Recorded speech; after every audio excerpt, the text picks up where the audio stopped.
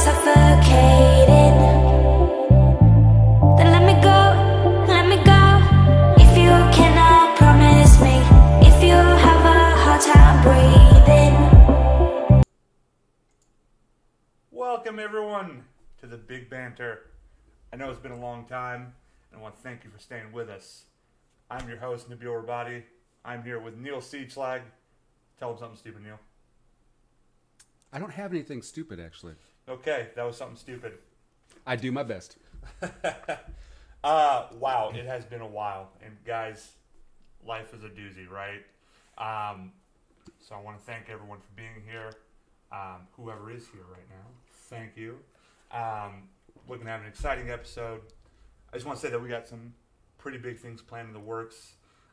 It's not like we forgot about this in the last few weeks. And yeah, just stay tuned with us. We got some big things planned. I think they're fun things, and I think they're things that you guys will enjoy. First, let me start off by saying, Neil, how have you been, man? I've been a little tired, actually. Okay, tell us about that.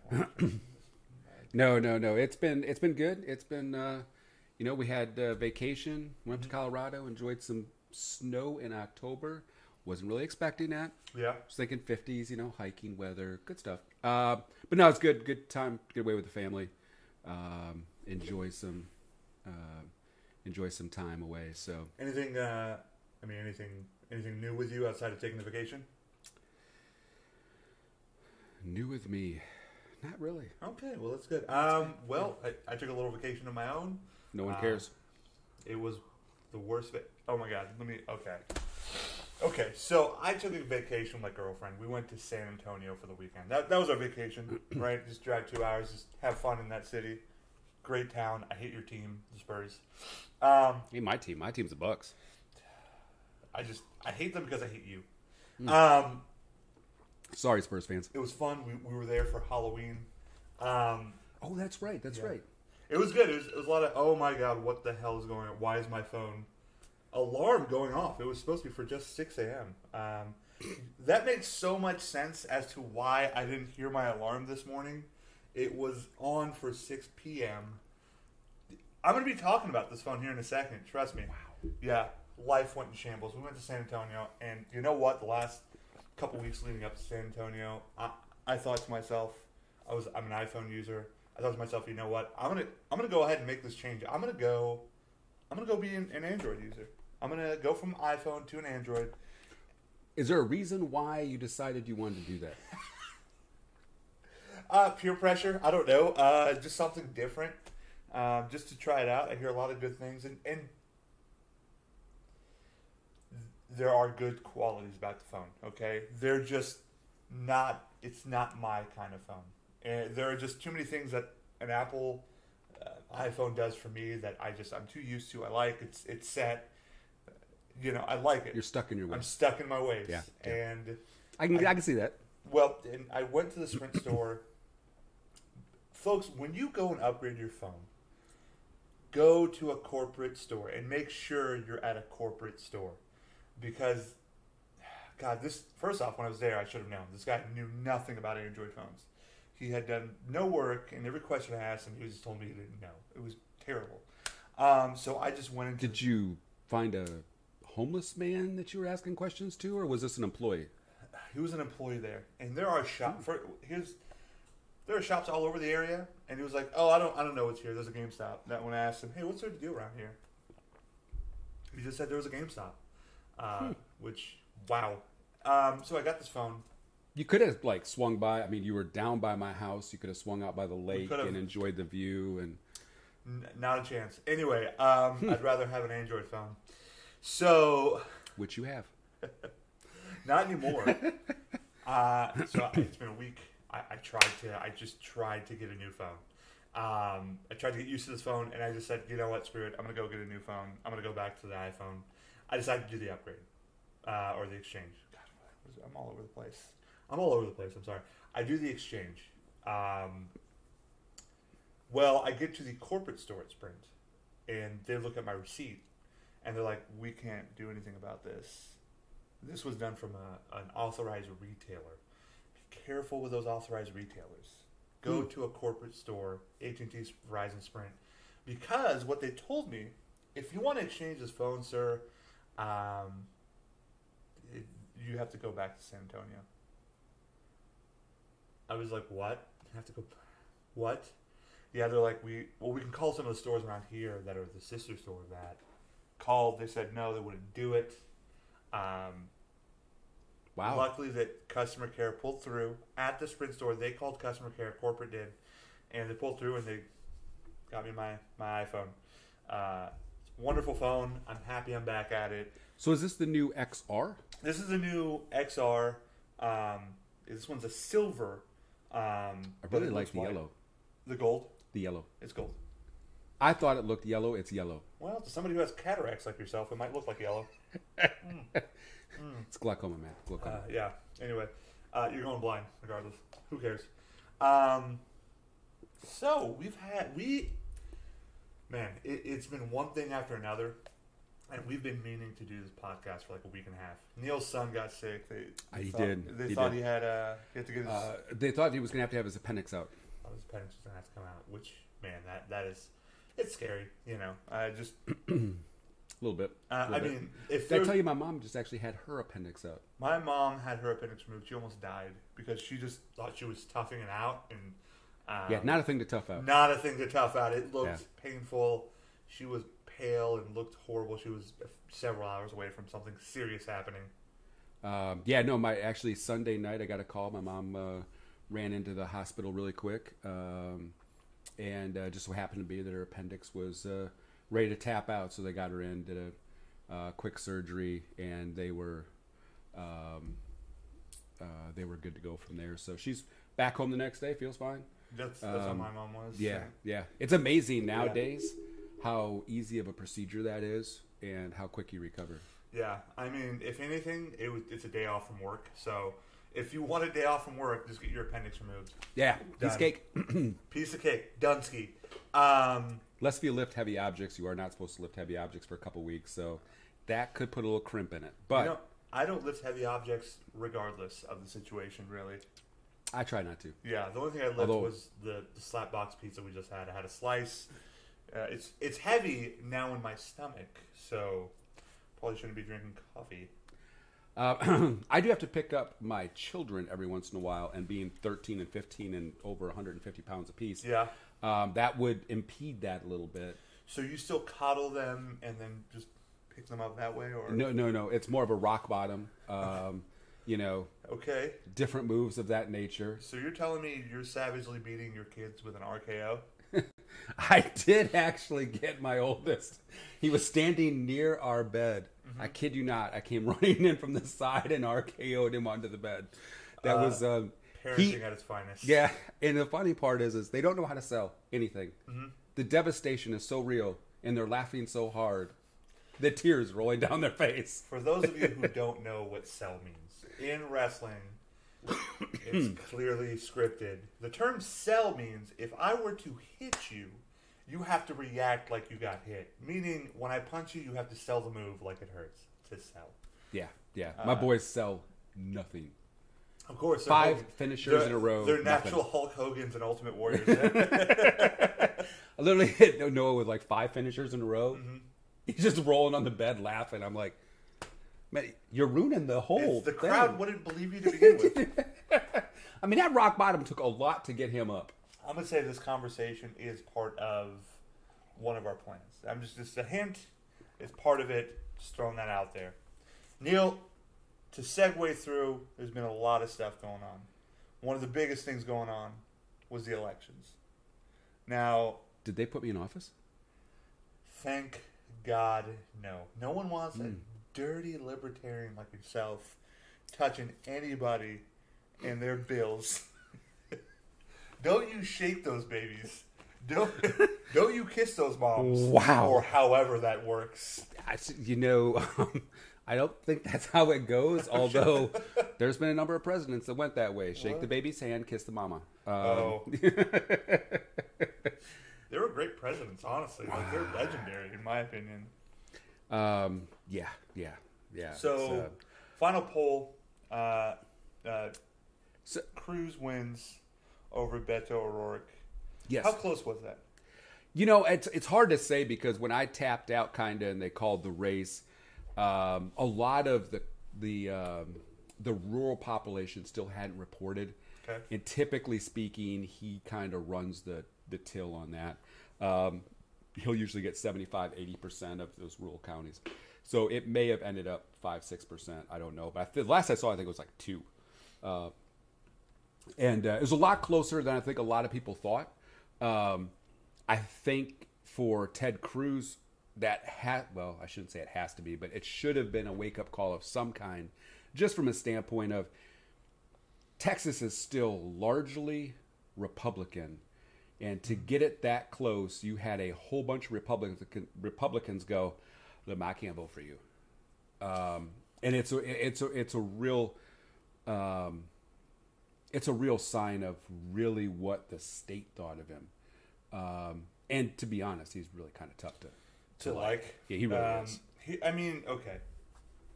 How did Ted Cruz win if O'Rourke had Austin, Houston, San Antonio, Dallas, El Paso? So, keeping in mind, San Antonio actually is a little bit more conservative than most think, Okay. And Dallas is more conservative. He did have Austin, he did have Houston, but then all the little areas in between was all. When you look at a map, Okay. it was just all red, and it was like little blue spots, basically Houston, Austin, and a little bit up in Dallas, and a little bit down in San Antonio. But Cruz held a lot of that rural county, the rural county vote. Is there something to be said about what that means that the larger population cities had O'Rourke versus some of these more rural areas? I think had I think Cruz? really what it says is that Ted Cruz is very out of touch with the issues inside of a city. And I think, to be quite honest, Ted Cruz is really out of touch with a lot. I mean, I don't really know. I can't remember the last thing he's done in Senate that has been of anything of note outside of, buddying up to our POTUS Trump. I mean, I can't remember anything he's done. So, but he's very out of touch with the cities and the issues inside the cities. But the GOP in general is out of touch with inner city. Which, I'm just going to interrupt, I learned yesterday GOP meant Grand Old Party. Yes.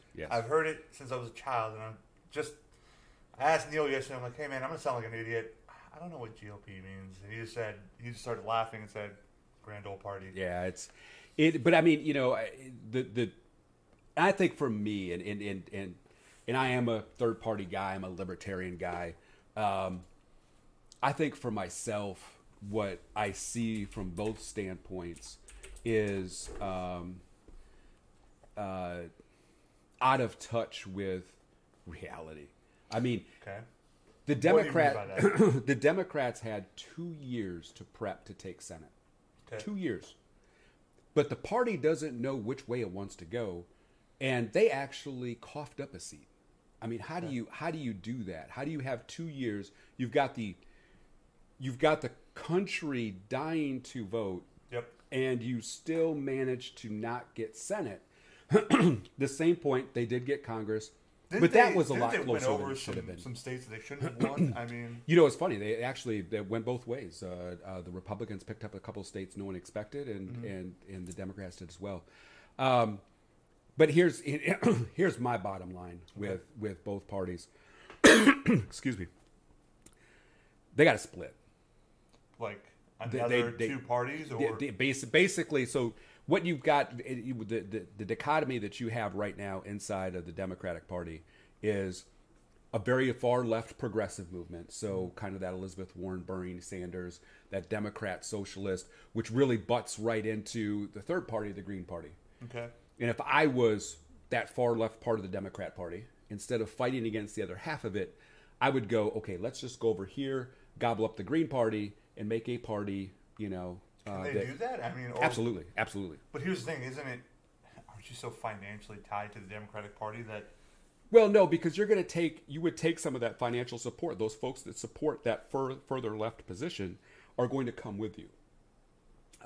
What's stopping them from making a move like that? And by the way, that would be quite extreme. That requires basically the party's got to fracture good enough that it actually happens. Would that even happen with the Republican Party? And it needs to happen with the Republican Party as well. So I feel like there's two different types of Republicans. Absolutely. Conservative and fucking crazy. I'm sorry, conservative and Mike Pensing.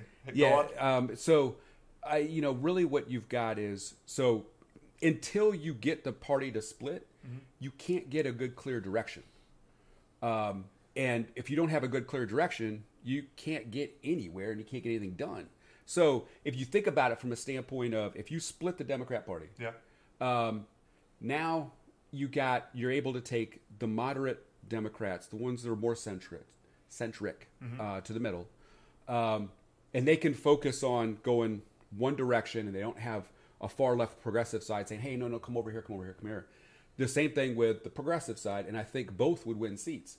And it's not that they wouldn't work together inside the House for common causes, but they'd be able to focus the people that really want to support them in one direction. Right now, they're going in two directions. And you're right. The Republicans have got the same exact problem. Okay. You do have a moderate part. And my solution, my thought is, if I was what we call the blue dog Democrats or, the more conservative Democrats, and if I was the more liberal Republicans, I would create a party between those two. I feel like you would have a lot. I think I find myself probably a little more middle ground. And my politics are a little bit all over the place. Sure.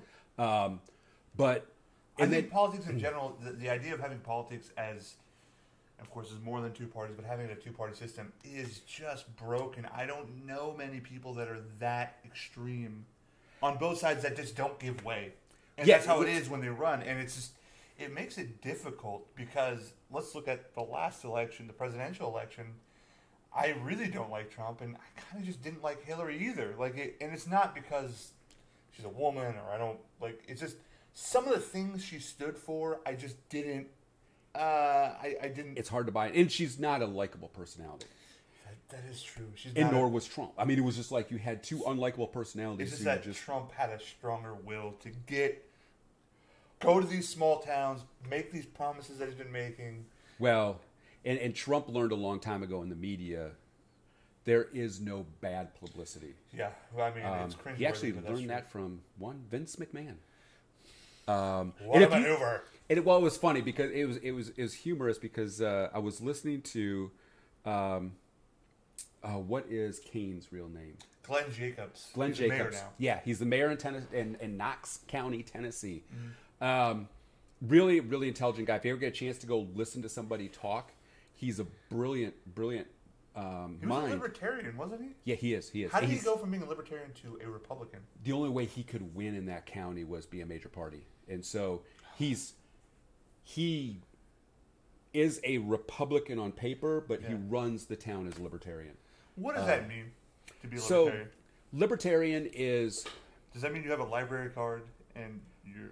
You have two of them. Okay. That's an extreme start. You use it weekly. And by the way, Luch, we're gonna get to gaming real soon, champ. Don't worry. No. So libertarian. Here's kind of the breakdown. Libertarians are financially conservative. They want actual limited government. They want states to take back the authority of their states and not have so much federal oversight. Sure. You need some, but you don't need the federal government hovering like it is today. And they want to eliminate some certain things. War on drugs. To them... Waste of money.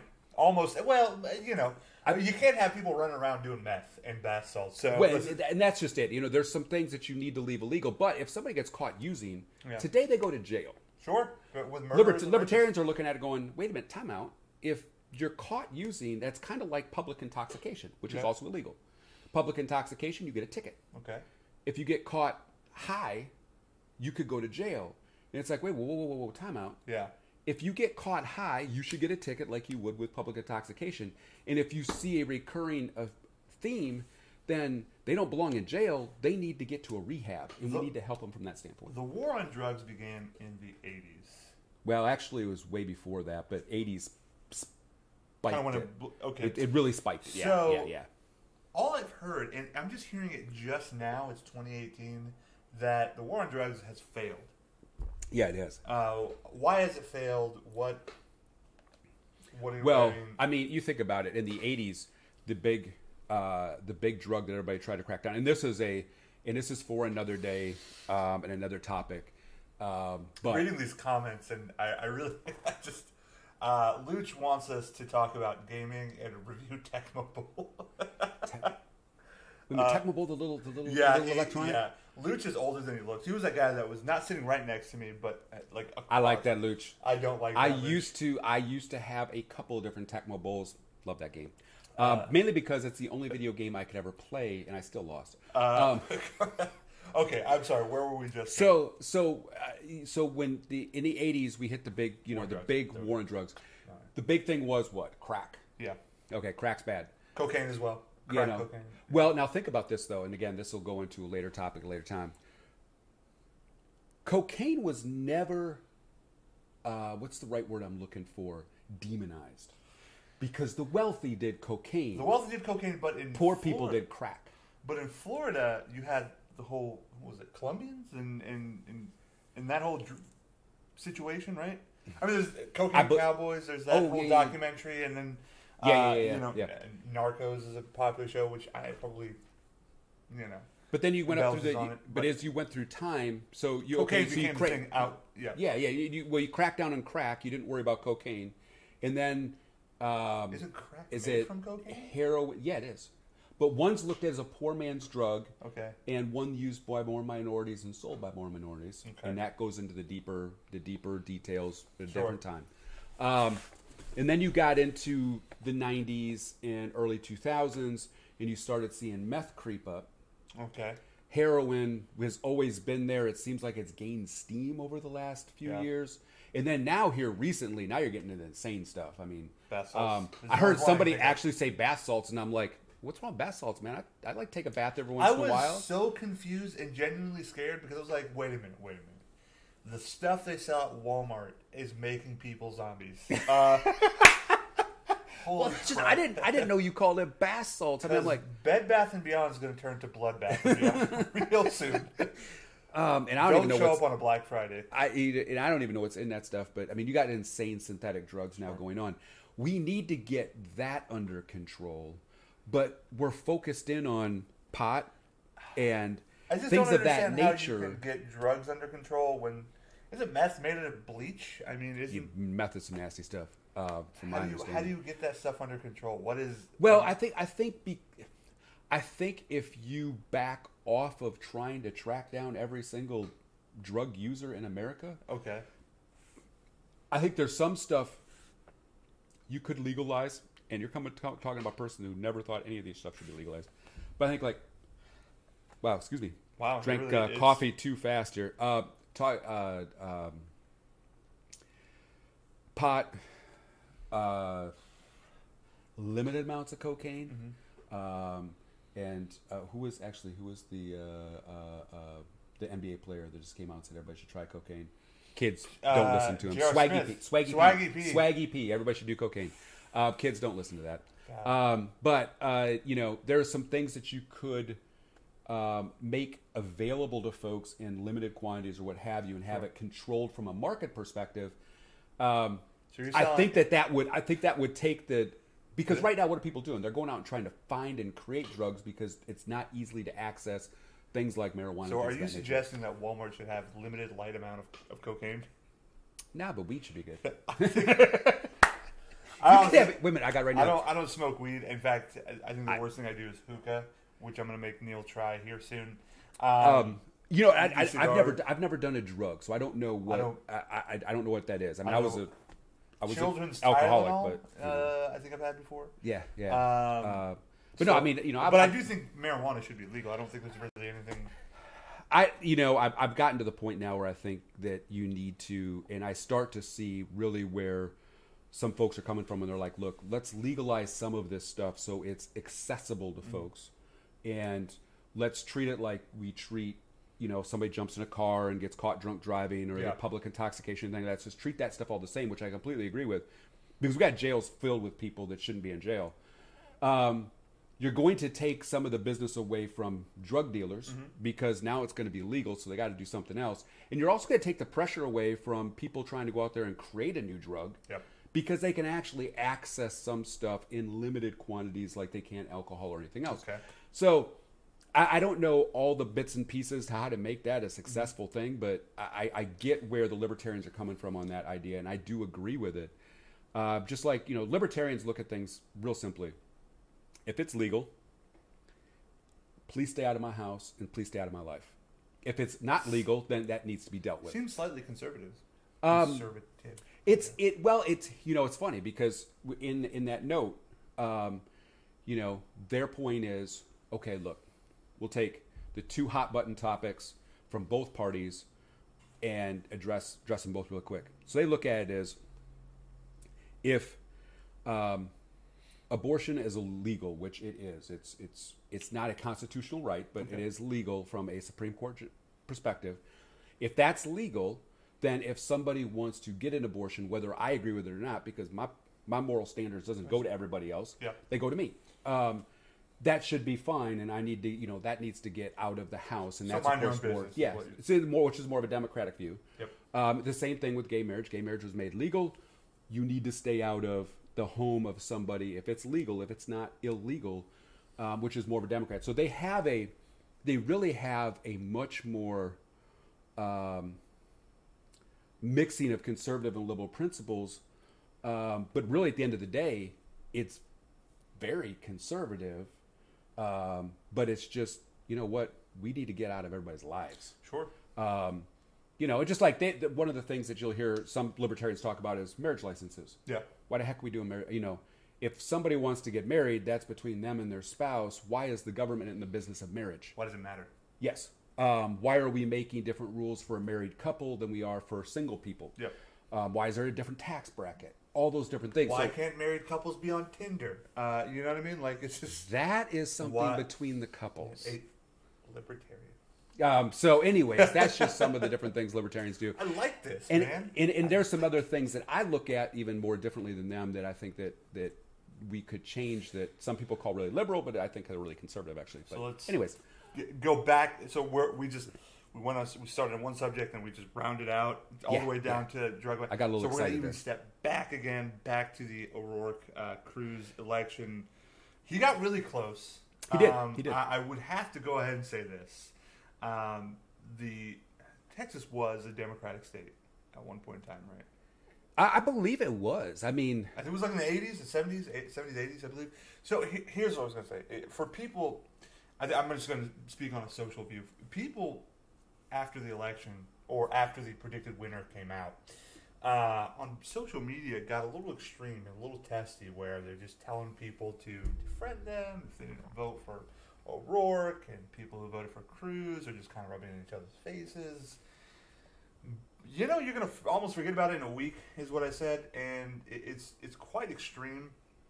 I kind of lost train of thought for a second there.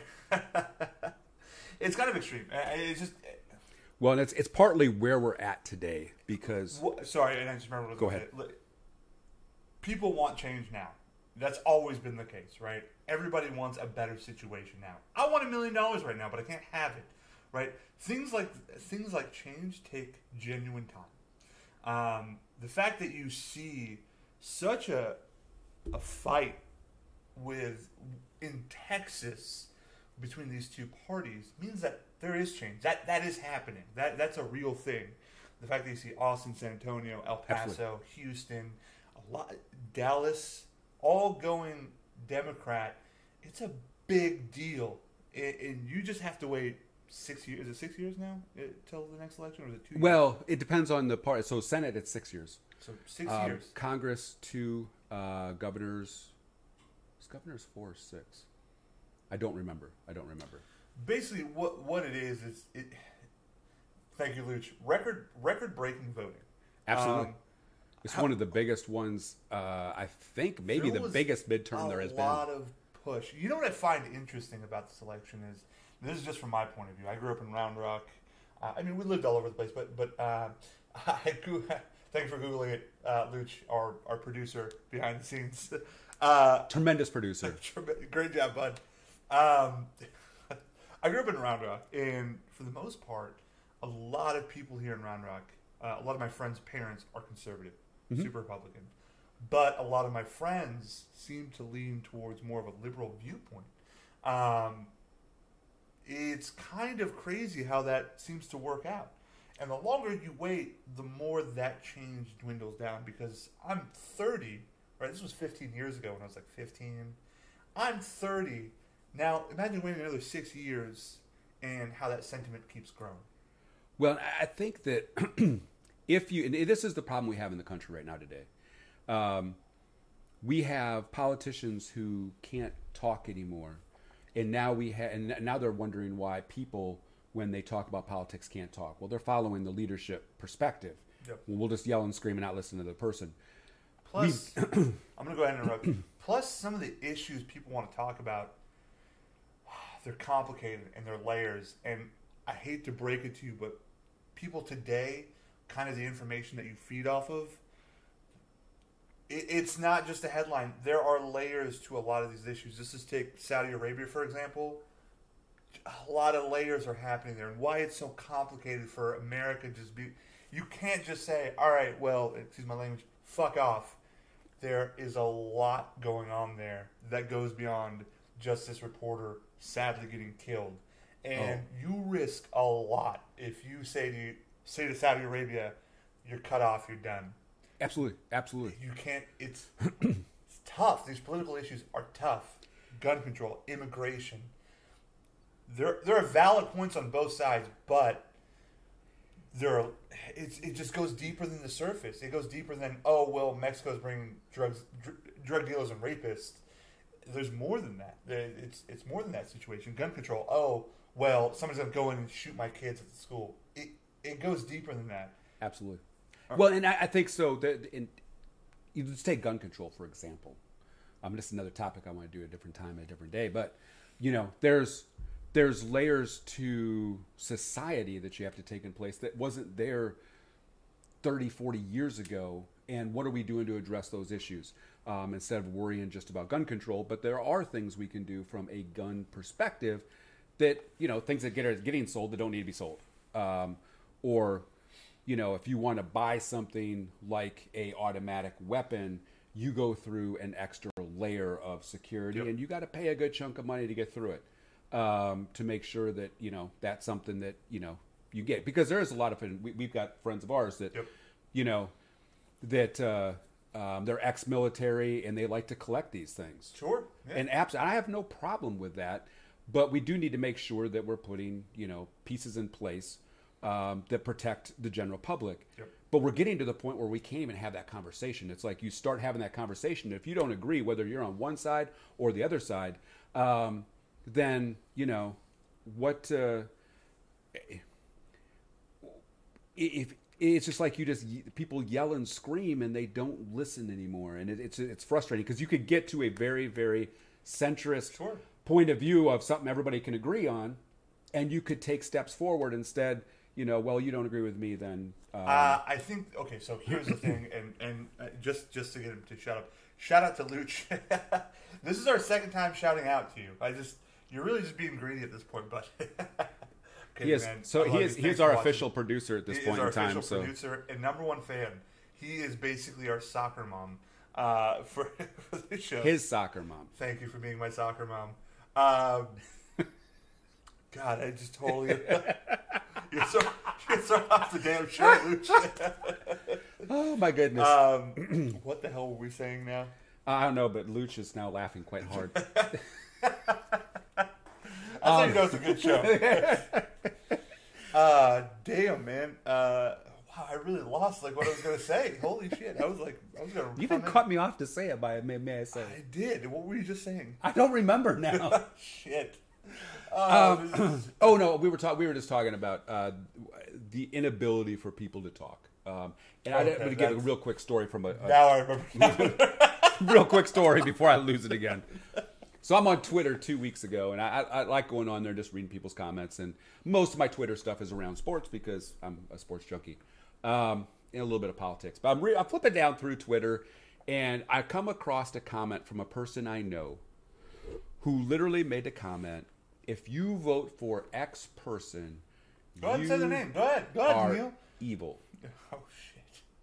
And I'm looking at that comment. And the reason I say it's X name because you can't put that in. You don't have an idea of why a person votes the way they vote. What it is that you are making a blanket statement about a person you don't know because you don't like a particular candidate. Y'all got to stop. Yeah, it makes no damn sense. Learn how to have a conversation. I have a whole bunch of folks that, again, I'm all over the place in my political views, so pretty much everybody, I disagree with something because there's, I have a different way of looking at it. But I can always have a conversation. You can't like and hate your neighbor just because of who they vote for. If Absolutely. you liked and or hated them before an election happened.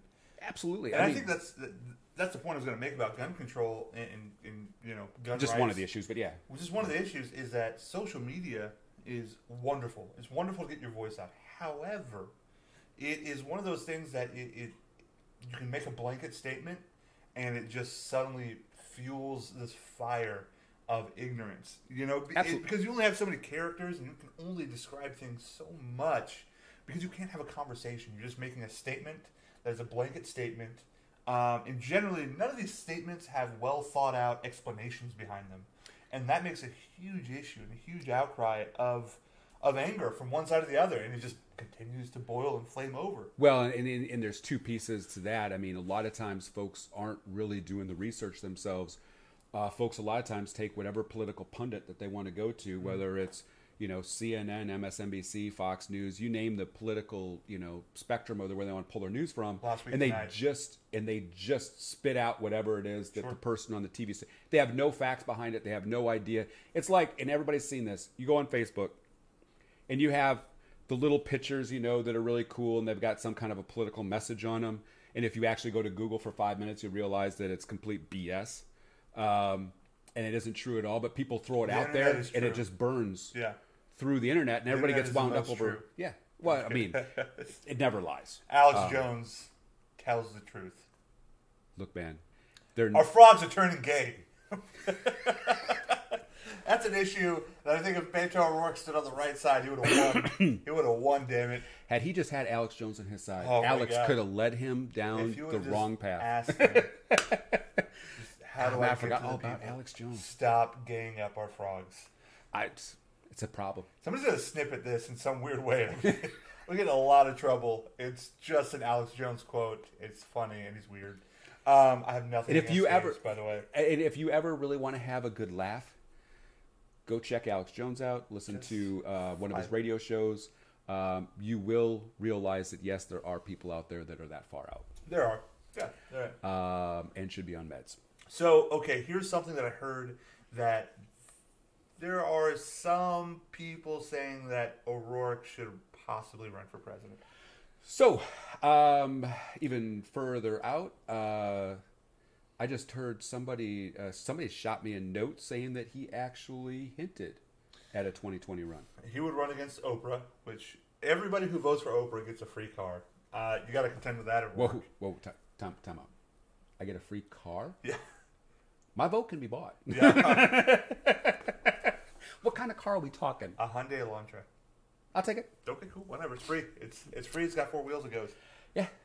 Right. So yeah, I mean, listen, I don't know too much about him, to be honest with you. I just thought this would be a Ted Cruz landslide up until the last day or two. So here's some of the things I've learned about him and where I think he really did gain. No rims. No rims. Where he gained some momentum inside of Texas. Ones. Where he may gain some momentum inside Texas. He has a little bit of a libertarian bend to him. Okay. He has, matter of fact, if you take a look at some of the things like his war on drugs and things like that, it really almost comes out of the libertarian playbook. He is a much more of a business friendly, so he's a little bit more of like your blue dog Democrat. He's going to be more friendly toward business. He wants to grow. El Paso, I believe, actually grew quite a bit when he was in city council there. El Paso. Is where he's from, right? Okay, Yeah. so- Yeah, yes, yes. yes. I'm already saying, man, please Anything don't tell gross me I in got that El wrong. Yeah, no kidding. That's how good he is. But so I think that he has a good bend from that standpoint, and he could bring the Democrats a little bit back toward the center and not so far out in the fringes with Bernie, Sure. Elizabeth Warren, Nancy Pelosi, so on and so on and so forth. Matter of fact, he backed congressionally. He backs the Ohio congressman, who's much more the Democrat to take over Pelosi's spot as Speaker of the House. Okay. So he's much more of a centrist, and I think that if you take somebody like O'Rourke to run up against Trump, I think he probably has quite a bit of success. So here's the thing. I have heard some things that O'Rourke and his family probably aren't the cleanest people. They've had some trouble in their time. So if he would be going up against This is Barack Trump. or George W., where they actually had some moral character to him, Yeah. he probably have that to worry about. But You tell me George W. Bush had some moral character behind him. Have you seen the movie W? He choked on a damn pretzel, by the way. that's nothing to do with moral. That just means man I can't guess. chew. I don't want to vote for a man that can't chew. He also made words up, which actually was kind of funny. Delinquentarian. Uh, Boom. Vote for me. and everybody wonders why I don't vote for major parties. I don't. Nobody actually asks you these questions. If it wasn't for me, nobody would talk to you, not even your wife. She likes me, man. No, she does not. Really? I always thought she liked me. I hate you. That's why I have you on here. But I mean, he's going up against the beauty is he is going up against Trump. Now, keep in mind when Obama originally ran, he had some issues when he was in college. Everybody thought they were going to drag up. Barack did the most brilliant thing in the world. He threw him out there and went, "Hey, look, yeah, I was younger. I did." I think Beto did that and he addressed it at some point in time. If you get it out there, if you take all your dirty laundry and you get it out there and go, you know what, I did it, I make mistakes, I'm human, people tend to go, all right, yeah, you know what, I did some of those things too. I find it kind of weird to vote for the perfect model person. So that's why you're not voting for me? God. There's a lot. Man. I knew it'd come back to get me. A person seems a little more human when they made mistakes. Well, I mean, we've all made them, and that's the thing. I have not, especially not in this shirt right now. Has a pocket right here.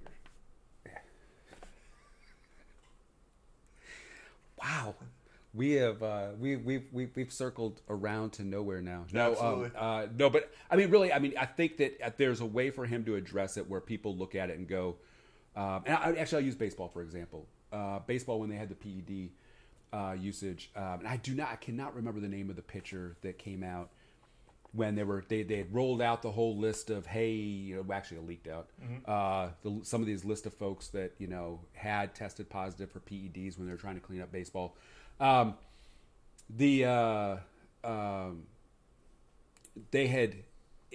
of the pitchers had came out and went, "Hey, you know what?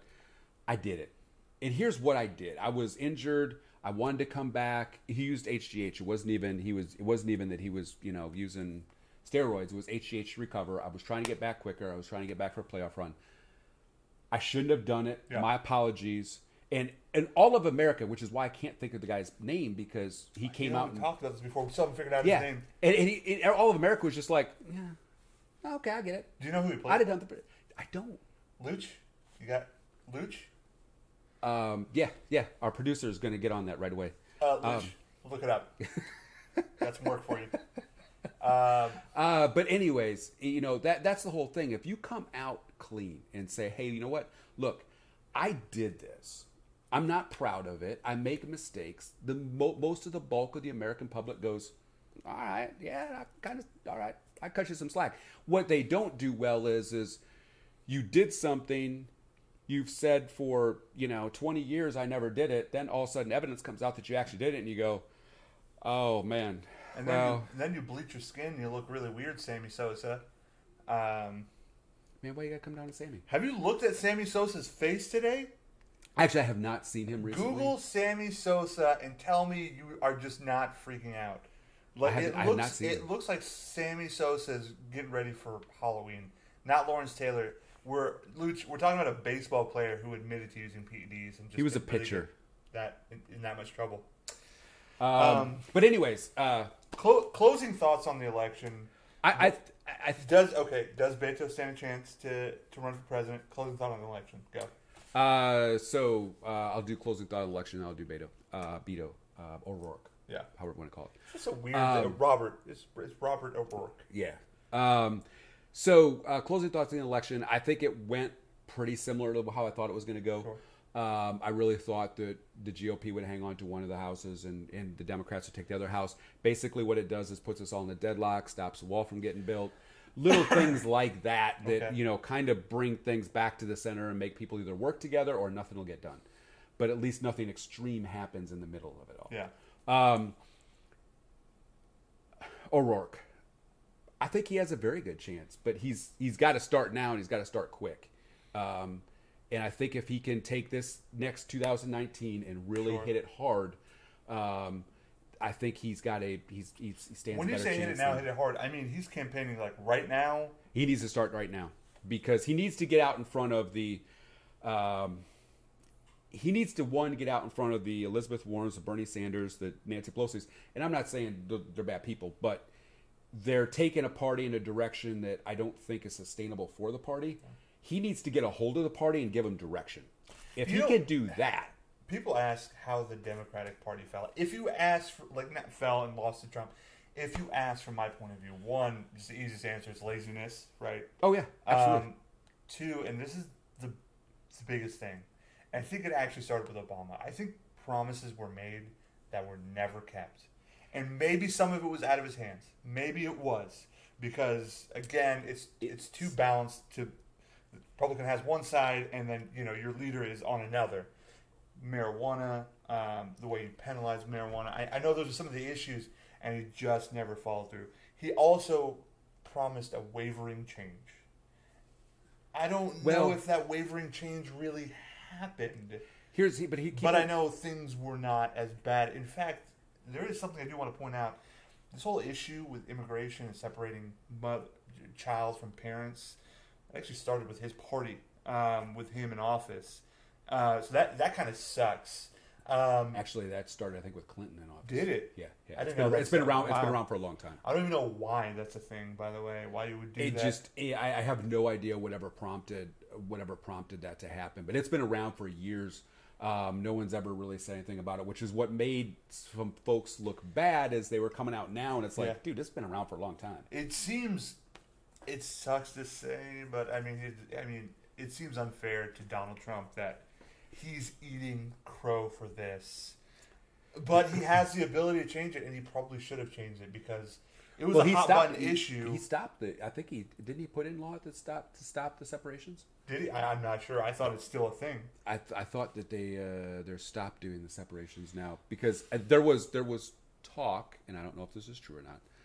There was talk originally that it was his side that leaked out this was going on to build up a big mass hysteria, and then he comes along and saves the day. Ends it, and it's like, look what I did. I can say it, but it probably just. And any politician, by the way, any politician with half a brain will do a lot of the same things. Sure. Not necessarily to that. I don't. You got to maybe not necessarily yourself. that one, but that you're gonna find ways to make yourself the hero. Yeah, absolutely. But I think certain things fell apart in that. And then I don't know if Barack set up a successor very well because nobody really liked Hillary, and including Barack. I think you told me once that the Democratic Party is split because of that family almost. Well, the Clintons are heavily still involved inside the Democratic Party, and they I don't know why. I don't know why they feel the need to keep their fingers in it. Matter of fact, I just heard somebody say that they read an article Hillary's thinking about running again. And I'm like, for the sake of Pete, please, stop. The Clinton party needs to walk away from the Democratic Party and ride off into the sunset and not worry about gaining some type of power again. Barack, it seems like he's desperately trying to get out of the public spotlight, and they keep dragging him back in because they need some type of voice to get the party steered in the right direction. And that's my point around O'Rourke. If he can step up and actually take the party lead and move forward, I think that he will position himself just fine for that presidential election and run, and get the spotlight away from Barack. Now, in fairness to Barack, only 2 of the years he was in office did he have Senate and Congress. The rest of the time it was a Republican Senate and a Republican Congress, and so there was only so much he could actually get accomplished because they would block everything he did. So he made some promises that he couldn't keep because he got blocked trying to keep them. And I think over the course of the 8 years, there's things that he went in thinking, hey, this would be great to do, and then realized, now I'm here. Maybe this isn't such a good idea. Maybe I need to change my, And again, like most people, if you really want to take an honest look at things, you're going to change your perspective at some point in time. Sure. I mean, that's what human beings do in general. I mean, yeah. Well, a few more need to do this with politics now because they're all like deadlocked in. It just honed it. Yeah, I mean, it's the blinders on, just going forward. I mean, I think it's probably one of those. It's what got me to the dance type thing, Well, and that's and kind of like Jason Garrett. Yeah, it's so. The man is a professional clapper, and we'll get to your professional clapper in a second. It's the same thing with people who are surprised that Trump is still like Trump is. They went, he won the presidential. He's going to be more presidential now. Why? His insanity is what got him to the party, what got him to the presidency. Yeah. Why the heck is he going to tone that down? It's working for him. Absolutely. And and he keeps his party riled up. Does Beto O'Rourke beat Donald Trump in 2 years? If he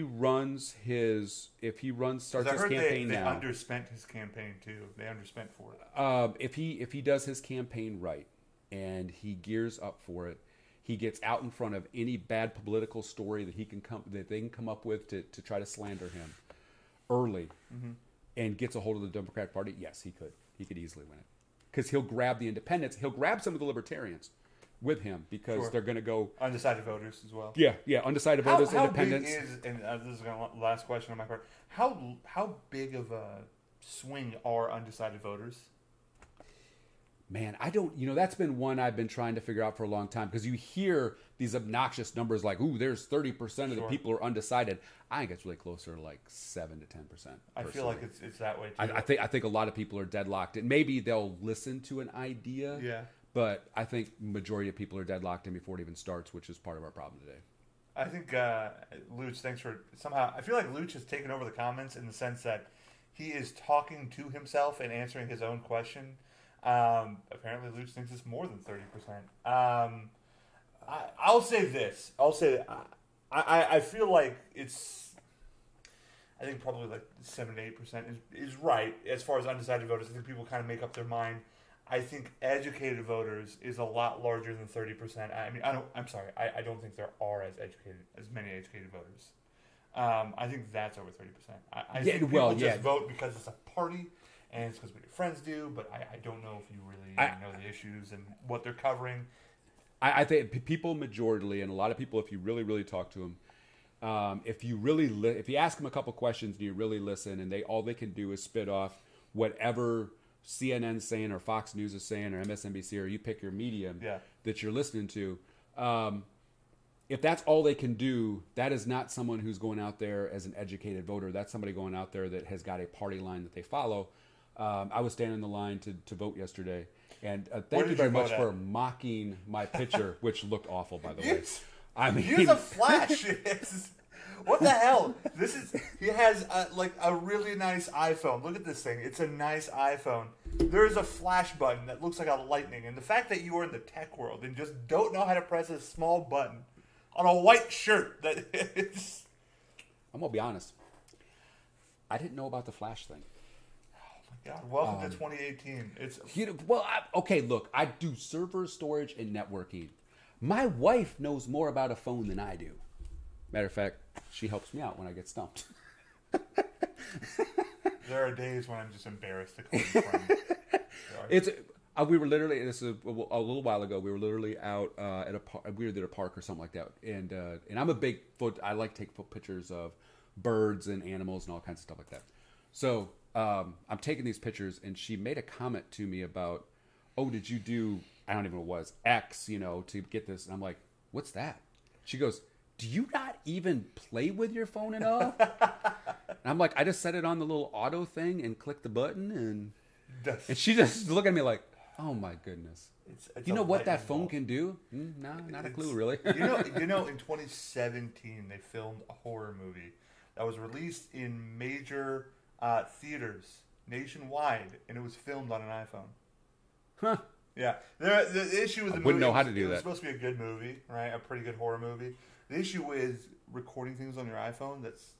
It doesn't have the same depth that I can see it. that like an SLR Right. or an actual camera that's meant for video recording has. Yeah.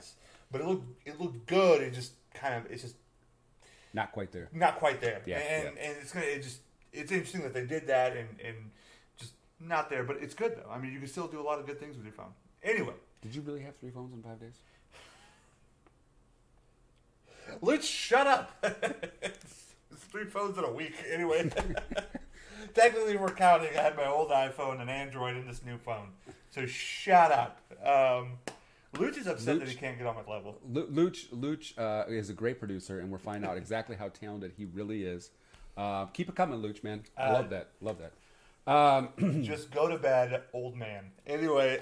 So, let me ask you a question. Luch loves wearing polos. Every day he'll wear a polo. If it's a special event, he's wearing a polo. Your funeral, he's wearing a polo. Do you have a polo pajama that you go to sleep in? That makes me laugh because he wears polos all the time. It's ridiculous. And cheap ones too, like the dingy, cheap kind that you find at Target. well, I hate to see what you think about my Walmart ones. Neil, I don't think much of anything you do. All right. So moving we're on. going to move to sports. We're going to. I mean, we've talked an hour about this, so we're just going to talk football and basketball. Neil, you want to talk about football or basketball? Man, let's go basketball. Let's go basketball. All right, man. There has been so much happening in the last 2 weeks of basketball. Basketball started 2 weeks ago. Wait, let me interrupt you for a second. Sure. Okay, so as you know, and the people out there will learn over time, at my house down in, the south, down by San Antonio, I have basically adopted a deer. And when I say Melvin. I adopted a deer, Melvin, I'm talking about this dude follows us into the house. He comes into the house to eat. Buck, 3 years old. All right, so I've started a campaign. I need some help. I need Melvin to be recognized by the Milwaukee Bucks. I'm a Milwaukee Bucks fan. I've sent them Instagrams. I've sent them tweets. I have. I'm trying to get Melvin recognized as an official, Milwaukee Buck member. Yeah. That'd be awesome. That's and really so cool. we need to put together some type of campaign because Melvin's got to get, the props he needs. But literally, he's out of your hand. He actually does literally walk into the house. It's awesome. He's shown me videos. I've genuinely wanted to come and see him. Yeah, he's a trip and a half. He's actually got a lot of attitude. If you're feeding him out of your hand and you drop the food, he will not bend down to get it. He expects you to reach down and get it and feed him. The dude's like a little prince. It's sad, actually. You want to know what's crazy? My girlfriend makes me do that. If I have to pick up the food, I have to feed her, I pay for the meal, all kinds of crazy things. As you should. She's as regal as a deer, sweetheart. Speaking of the Bucks, not doing too bad. I got to admit, Budenholzer, I didn't know when Budenholzer came. I thought he'd be a good coach. He was a good coach in Atlanta, and they gave him nothing the last 2 years fired him for it. Let me go ahead and just state Budenholzer's credential. Let's go to 2013. Go ahead and name 4 players of the 5 starters that played for Atlanta. I'll give you time. Horford. That's one. Teague. Horford. I honestly, I know Horford, I know Teague were there. That was the only 2 I know. Millsap, Korver. Oh, yes. And at one point in time, right. Kent Bazemore, but Kyle Korver, Millsap, Teague, Horford. And That's right. I forgot that's where Korver came from, was Atlanta. I'm missing somebody. But, I mean, you think about, he won. Oh, my God. It's a dude who's not even a center in the league anymore. He's like this, he looks like Marcin Gortat. He looked exactly like Marcin Gortat, in fact. Another Euro dude, bald, could shoot the 3. I haven't seen him play anywhere since. I mean, you're talking about he took a team that with no names No outside way. of Horford, really, because I mean Teague's not great, A but, bunch of good role players. and they won over 60 games. Yeah. Did they ever go to the conference finals or no? I think they always- they got beat in the semis. They would always face LeBron somehow. Yeah, they got to LeBron usually in the semis, I think, Yeah. and got ran out of town. But and I hated it for Budenholzer the last 2 years because they gave him nothing. They basically wanted him to lose. I feel like they just crapped on Budenholzer the last 2 Well, years. I mean, you think about it. He had the opportunity with the Phoenix Suns and turned it down because Atlanta, from what I've read, Atlanta basically said, "Hey, we want you here. You've taken us through the hard times." And then as soon as he turned that down, like 2 weeks later, they fired him because he wasn't winning enough. I didn't know Because that. the demand was he lose. So exactly, he was in a lose-lose And situation. seeing where they are now as a team, there's I mean, they're a rebuilding team, but it's they have Trey. What's his name? Trey something. Trey. Trey, kick and shoot. Kid can play. He's going to be an offensive juggernaut. Yes, he is. Yeah, he's a kick But and outside shoot. of that, there's Torian Prince. I doubt anybody knows who Torian Prince is. But I think Budenholzer, what he did in Milwaukee Or what he's doing in Milwaukee. What he's doing in Milwaukee is he's got the team to spread the floor. He's got them shooting threes. Who's running the offense? How's that working? Maybe I need to throw this in here.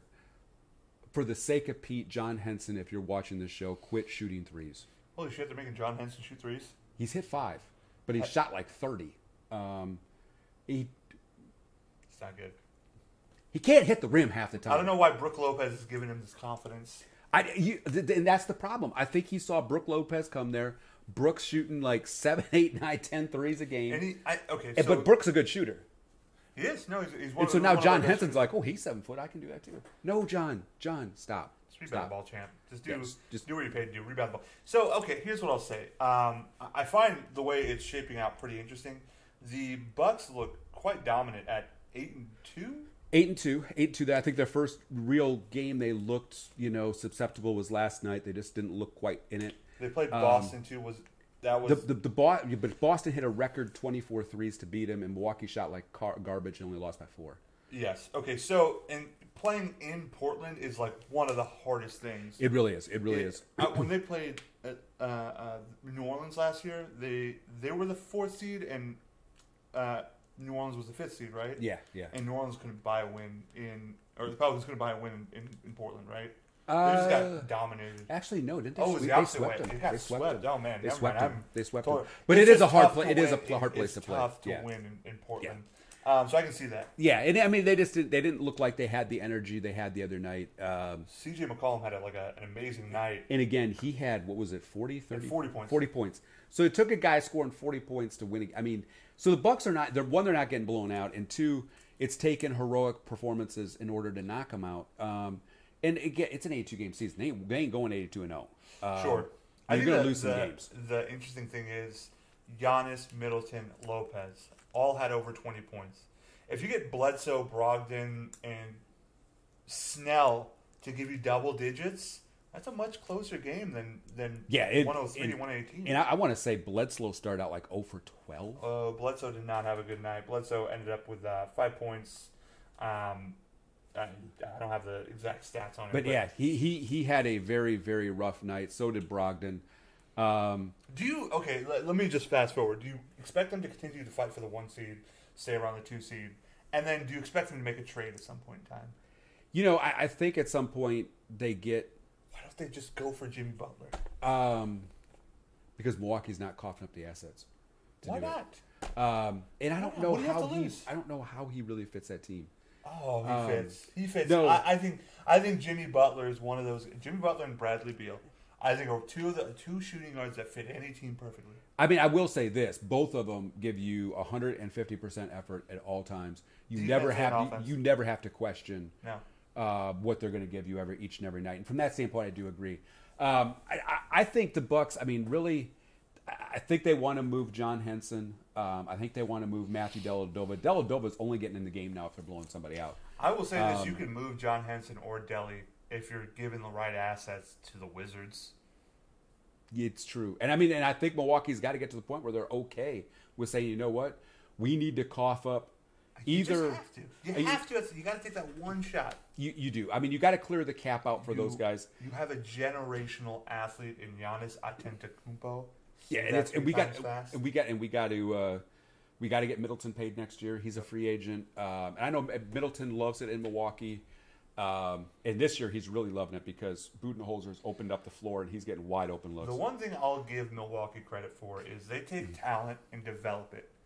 I don't think Middleton or Giannis, if they were anywhere, which Middleton was in Detroit, I don't think anywhere else have that luxury of time. I think what you get out of Giannis is almost an Al Farouk Aminu situation where it's like, all right, develop on your own time, but if you're not where we want you to be, we're going to replace you. I will say this: I think they learned their lessons on absolutely giving up too early on talent that they should never have given up on, a.k.a. Tobias Harris. Everybody forgets Tobias was in Milwaukee. We barely played him because we didn't think he was good enough. We sent him to Orlando, and he immediately started hitting 24 points a game. Tobias Harris is an athlete I've loved since he played in Atlanta. In Orlando, I'm sorry. Yeah, and Milwaukee did that too many times. One thing I'll give Jason Kidd credit for, and Jason Kidd's not a really great coach. No. I'll freely admit that. And people sometimes question how great of a human being he is, and I don't know him, so I won't say anything about that. Not very good. He did punch a number of teammates, so including his wife at some point in time. Ex-wife, yes, yeah, it was his ex-wife. I think a couple times. Yeah, and got in a fight over Halle Berry. But it's sometimes a little Halle B. Sometimes you can't argue with it. I'll beat you up for Halle Berry right now. But Jason Kidd did a great job of developing players. Sure. And I think that's really I think if Jason Kidd were to ever get another job inside of an organization, that's what he should do. He should go in and work to develop players because it's what he's really good at. Sure. I don't think he's a great coach because just like when he was a player, there's people he doesn't like.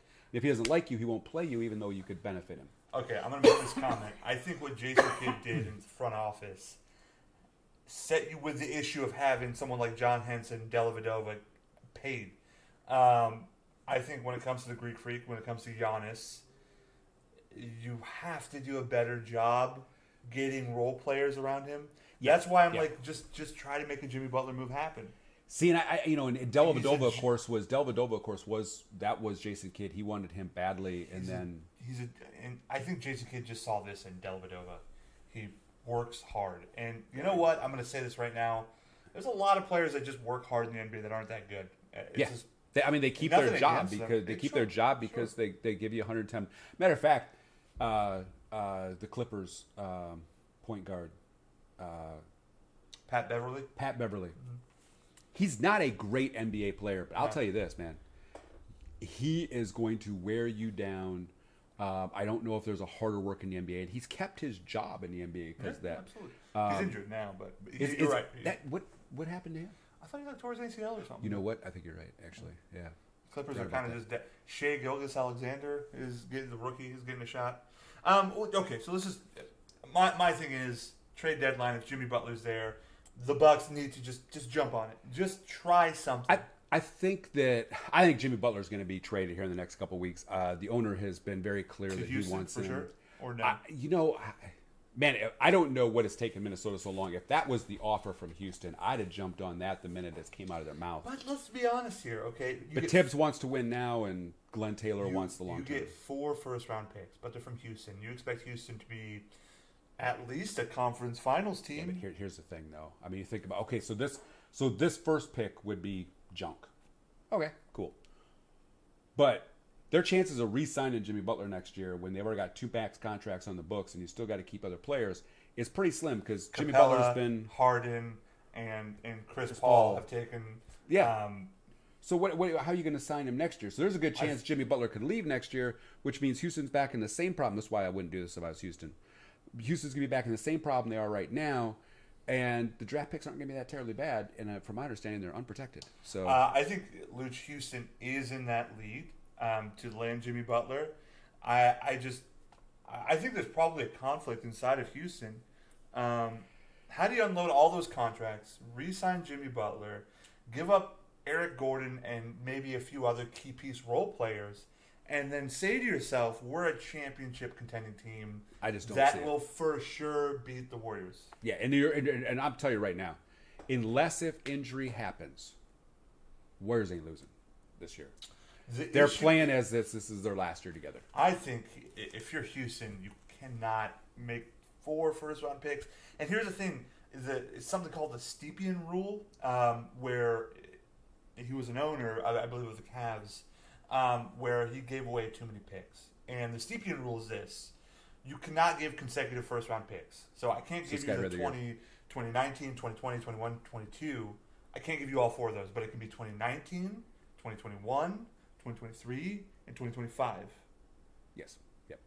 Now, I don't know about you, but CP3 is getting older, and by 2021, that's an old-ass dude that can't do what he used to do. Yeah. By 2023, he's damn near gone. Harden is well into his 30s. He's the same age. Did he come in the same time Rusted? A year after. Year after, so 29? 28, 29. 2025. I don't know how you sustain a team. It's it's a terrible move by Houston if that's what they're going to do. Exactly. And I don't like it. You would go ahead and cheddar bob yourself by shooting yourself in the foot. All you 8 Mile reference get at it. Well, and now the other side of it for me is I could care less about the Rockets. So if they want to do this themselves, go ahead and do it. I just wouldn't do it. I just wouldn't do it if I was them. Okay, here's a question: do the Lakers make a move? So I think such a position. We have to wait until we get some teams that shake out bad. I think that's what the Lakers are waiting on. Did you then can go out and make an offer for a shooter of some type? Sure. Do I believe Kyle Korver will eventually end up in Los Angeles? Yeah, probably, because it's going to cost him nothing, and Korver's a great spot up shooter. Bought out? Yeah, well, that or the Lakers. Do you think J.R. Smith gets bought out? I don't see why he wouldn't get bought out. I think the hard part with J.R. Smith at this point in time is simply if you buy him out after his comments, are you letting the players just talk their way out of town whenever they want to? And it's a precedent you're sending. Now, and that's kind of the league today. The league today is just a situation where the player has the power, period. The NFL is getting there pretty quickly. Well, it all depends on the owner, too. Okay. I mean, you do that in Miami, and Pat Riley will just bench you. Sure. And then publicly ridicule you until you feel like the Lakers sent D'Angelo Russell to the banished lands. Absolutely. To the Nets in Brooklyn, and that's a good way to send the message of, hey, look, we're losing control of this locker room. Yeah. And so I don't think it's that, but I think Cleveland, they need something. They're hoping J.R. Smith gives them something so that they could trade him by the trade deadline and get something out of him. Okay. Right now, J.R. Smith, I think someone said, is giving him like 3 points a game. I think if it keeps up for another month, they just buy him out and call it a day. I mean, it's just he's I just don't know who wants him. Honestly, I don't know why. I would say Houston could do something with him. Now that would if he could get bought out, that's a perfect target for Houston, because I'll tell you what, you get J.R. Smith right. Sure. That man can shoot the lights out. San Antonio are teams that would use him. I don't know if the Warriors would use him in the right way. I think they would see the same situation they had with Swaggy P, and it just probably couldn't work out the same way. Because Swaggy P didn't work out in Golden State. Although I will say this, J.R. Smith is a team player. He's not the smartest. He's not the smartest guy, but he can D up. Sure. And he can shoot threes, and I think that from that standpoint, I think he could work inside Golden State. And I would find it funny if he actually went to Golden State and won a ring. But you got to find the right team that has the right locker room and keep him in line. Okay, and then again, the Raptors. Why are they not jumping on Jimmy Butler? If I'm the Raptors, I'm in line. I'm dying. If all teams should jump on Jimmy Butler, I would say that's the one that needed to. And 76ers. I'm just looking down the East Coast standings. And actually, the Sixers would be another one that could jump. Give up Markelle Fultz. So, you know. Well, now the question is who wants Markelle Fultz? Because it looks like that shot's just broken. So now you got to try to find somebody. We saw a headline earlier. What's wrong with his shot? What is happening? I don't know whatever happened to it. It just seems like he's flick the wrist, follow through. Easier than it's said and done. You're talking about a guy that can miss a free throw right here.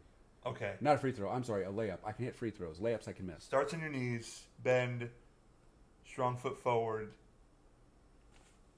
follow through. I have no touch. I'll drain a three. I'll drain a three right in your face. I can actually hit threes and I can hit free throws. Luch wants to know: does the Globetrotters make a trade? I think they do. With the Washington Generals? No. I think that they could. No, I think they could swing a trade with the Cleveland Cavaliers right now. They probably could. They could Kevin Love to the Globetrotters. Apparently, Colin Sexton doesn't know what basketball is. Okay. He will not get traded to the Globetrotters. They need somebody who knows what basketball is. I'm just going to quickly go down the standings. Yeah. Top 8 teams. Number 1, the Raptors. The Raptors have impressed me. Kawhi Leonard looks healthy. They're not playing him baawk-to-back in doubleheaders yet, and I think that's a smart move to do. Kyle Lowry's playing with new energy. Kyle Lowry is. Serge Ibaka's playing with energy. Kawhi seems to have that team humming around him, and they have confidence that he can close games, and I think that's what the team missed last year. They just didn't think DeMar DeRozan could close a game out. And the truth is, Kawhi can. Yeah, absolutely, I agree. That's people just didn't like the way the Raptors did it, but I think the Raptors. It was a good smart trade. I quite honestly, I think Kawhi Leonard could stay there long term. Bucks at number 2. I don't know if they'll give that position up. Maybe to the Celtics, but I think they'll constantly be a top 3 team. I think it'll Pending come health. down between Pending health. pending health on everybody, but I think it'll come down to Toronto, Milwaukee, and the Celtics battling for the top 3 spots. The Celtics are deep as can be, so I wouldn't be surprised to see the Celtics win it. Toronto second, Milwaukee third, flip flop. Toronto, Milwaukee. Sure. I don't know, but those are 3 good teams. I know I keep preaching this, and Luch, actually, thanks for that comment. That means a lot. I think in order for the Bucks to sustain a top 3 seed and try to get it out of the East, I do think they have to make a trade. I'm just going to throw that out there. I think they have to try to capitalize on some kind of move, whether it's Beal, don't get John Wall, but try to get somebody that can just be a solid number 2. The problem is we got to unload salary to pull that off because we're actually hard capped. And I know you like him, but Middleton might have to be a part of some of these deals. I'm not giving Middleton up. He just has to. I mean, you think about this. Middleton's actually averaging more than Beal and all those. He's averaging 25 points a game. And he plays hellacious. Is he defense. Scotty to Giannis? We got to go with Michael Jordan references now. I mean, isn't that the standard? Yes, he is. Fuck, And actually, I think he's a better shooter than Scotty. Oh, you're out your ass. Anyway, not as good a defender, but a better shooter. But he's a good defender. Okay, I'll put it this way. Here's what I mean by Scotty. If Giannis gets injured, can that team revolve around Middleton successfully? Yes. Bullshit. All right, number 3, the Pacers. They're just continuing what they did last year at 7-4, which is surprising. Who's the what's his face? The leader of the team. Is it McMillan? Or you player?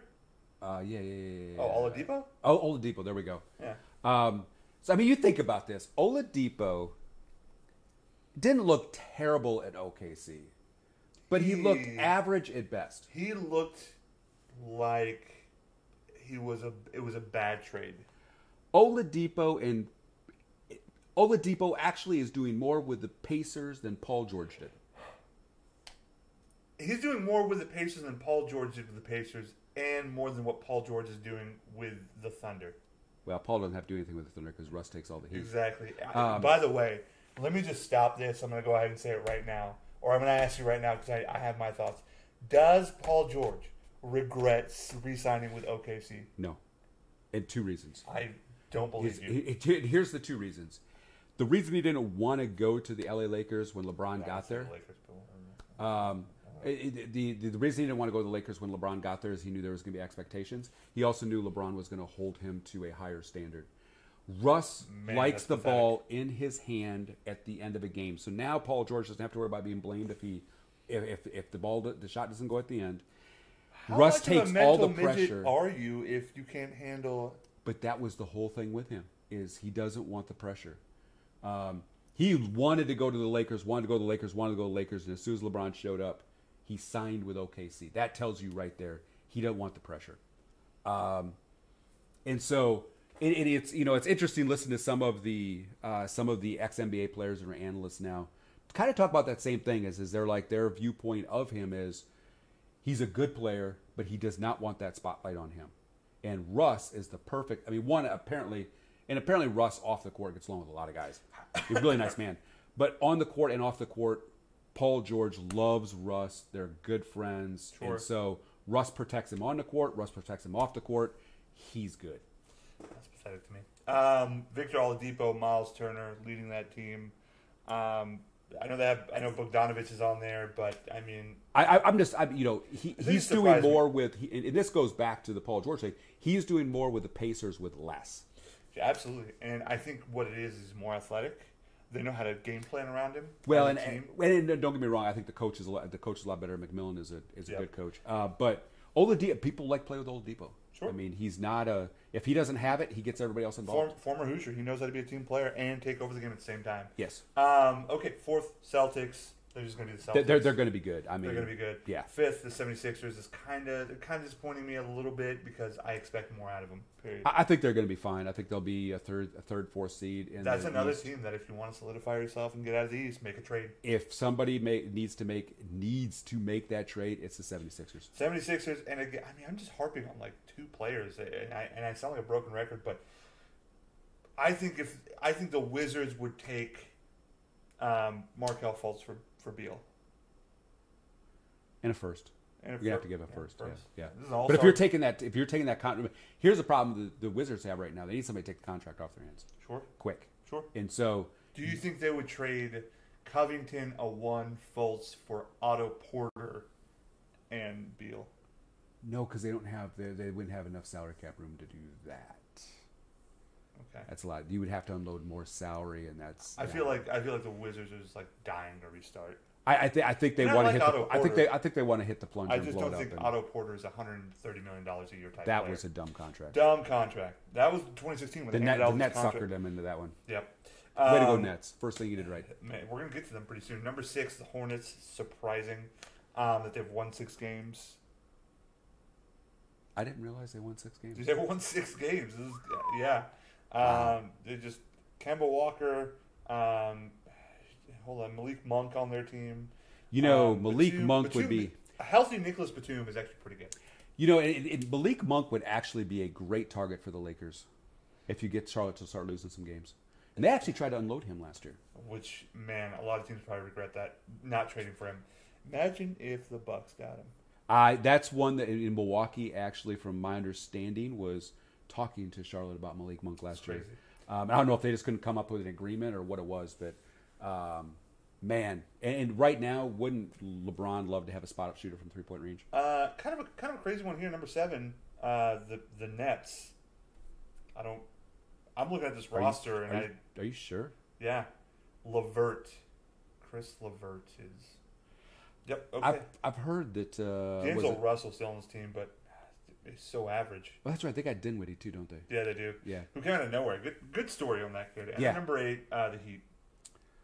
Which I expect them to actually be better. I expect the Heat to probably be like 5 or 6, but if I have a dark horse to go still get Jimmy Butler, it's going to be the Miami Heat. Sure. Although I think that Pat Riley wants to punch Tibbs at this point. Absolutely. Because he jacked him at the end of that trade deal. But I think that's a team that at the end of the day could go get that deal done. I think at 9 the Pistons are a dark horse actually makes playoffs. It just depends on health. So they're at 4 and 5, but again, it's only been 2 weeks. That's nothing in basketball. I'm not going to cover every team. We're just going to cover top 8, top teams and the Lakers. So no surprise. The 30th ranked team, by the way. Warriors are number 1, 10-1. Y'all. So here's my 2 things on the Warriors, real quick. 1, stop Steph Curry. Stop. You can't, but you can't sit. If you contain Steph Curry, you cannot stop Clay and Durant. Actually, I was just telling Steph to stop. Oh, okay, yeah. All right, Steph, I know you watch us. He likes, he subscribes, We're close. just like all of you. We're close. Steph, you need to stop hurting people. Yep. No, I mean, I don't think I've ever seen Steph Curry play this aggressive. He is reminding the world of who he is. It's almost like, because the last 2 years, what have you heard? Man, they got to have KD. Man, they got to have KD. Steph is reminding everybody who runs that show. And 53% from three. 53% from three. I'm not 53% at anything in life. Ain't that the truth? That's so shit. My Dell score number for all those Dell heads, I'm not even at 53% there. But then again, most of us aren't. Some of us are at 4. You know what I'm talking to. Man, why are you throwing that stuff out there? Okay. Nuggets number 2 at 9-1. They lost to the Lakers. Man, did what? It's a great defensive Did team. what Jamal Murray do the other day upset you? Not at all. Really? Not at all. Here's the thing. I thought that was a Chauncey move on his part. Here's why I say that. Why are you shooting the ball? The game's over. There's a big difference between 48 and 50 points, and you may only get 1 or 2 shots to hit 50 points in a game in your life. I'm with him. I'm taking the shot. And Kyrie Irving, you had him most of the night. You couldn't shut him down before. Just walk away. Okay, You maybe pick Kyrie now to get mad, but throw the ball into the stands. I Should've done that don't earlier. disagree. I think Kyrie. I don't know. I thought it was a Chauncey move on his part. I don't think he should have shot it. You won the game. That's what matters, not your bullshit personal stat. Now, if you're talking about the guy had 35 points, he took the shot. Okay, maybe, but Kyrie's got to take a look at that as well. Kyrie knows doggone well if he's got 48 points and a chance to get to 50, he's taking that shot. Maybe, probably. So I mean, it's like one of those. Really, Kyrie, you gonna now go? So this next couple teams are going to surprise us after 3. Trailblazers at 3. They're always just going to be a good team. They're a good team. They're a good home team. C.J. McCollum, Dame Lillard, Yusuf two Nurkic, phenomenal yeah. guards. Nick Stauskas actually just draining threes, being a killer player off the bench. That team will always be right around that 3rd, 4th seed. Yep. They're a good team. Sure. They just don't ever quite have enough to get over the hump. But big fan of Dame. I really wish he could land in Milwaukee somehow. You know what? I'll help make the deal, guys. We'll give you Bledsoe and John the Beast Henson. Okay. Yeah. Send me all back Dame. Number 4, 5, and 6. These are surprising. Spurs, Clippers, Kings. Spurs, maybe not so surprising. I don't expect them to be 4. I expect them to be in the playoff hunt, not 4. I really thought they'd be closer to 7, 8, 9 seed in that area. Yeah. They just don't have. This is probably the worst team Pop's had in forever. But I am reminded what Tim Duncan used to always say: if you give Pop 3 priests and 2 nuns, he can ride that baby to the playoffs. He will. He takes literally grocery baggers out of HEB and makes them damn near MVPs. I mean, so I get it, but I'm happy. I'm happy for Pop that Sure. he seems to have turned DeMar DeRozan into a closer now. I mean, DeMar's Imagine playing if good. the Bucks still had Tobias Harris, because the Clippers do, and they're at 5. I'm surprised. Absolutely. I'm really surprised at that, and not as surprised I am as number 6 though. The Kings The and Sacramento Kings, 6 the and 30th, 4. the 30th place team for the last 20 De'Aaron years consecutive. Fox has just been blowing it up. He's had a couple triple doubles. Sorry, go on. De'Aaron Fox, Buddy Hield are actually doing pretty well. Marvin Bagley's playing pretty well for a rookie. They're just a young run and gun team, and they're trying to just slash, score easy points, play defense. Yeah, I mean, and I've been impressed with the coaching. I've been impressed with how they played. De'Aaron Fox is showing that he was a good pick last year. I know a lot of people question it, but that guy is. I mean, he's moving the ball around. He's grabbing rebounds. He's scoring at will. Buddy Hield was a great ad. Was the last year they traded for him? 2 years ago. 2 years ago. DeMarcus Cousins. The way he's looking now, yeah, probably. Yeah, I mean he's coming into his own. They've let him grow into it. Marvin Bagley's going to be fine. Marvin Bagley's gonna be good. The nice part is the team's playing good enough right now where they can work him in easy. They don't have to try to go ride Marvin Bagley to get wins early. 7, 8, and 9. Thunder, Grizzlies, Rockets. I think a lot of that. Okay, so 7, 8, 9, 10, 11. I think a lot of this is going to shift. Thunder, Grizzlies, Rockets, Jazz, Lakers. I think a lot of that. I think those teams are not done. I mean, obviously it's been 2 weeks. They're 4-6. Of course, they're not done. And the Jazz are gonna be in the playoffs. That's a good team. They've just been off to a little bit of a rough start. The Rockets are going to be in the play. I think Kings, Clippers, Grizzlies fall out. I think the Lakers probably will. I don't know. Actually, I don't know. I think the Lakers will be fine. LeBron's going to get the team turned around. He's going to get them there. Sooner or later. I think the Pelicans are going to have something to say about it before it's all said and done with. The Jazz will have something to say, but you're right. The Grizzlies will fall out.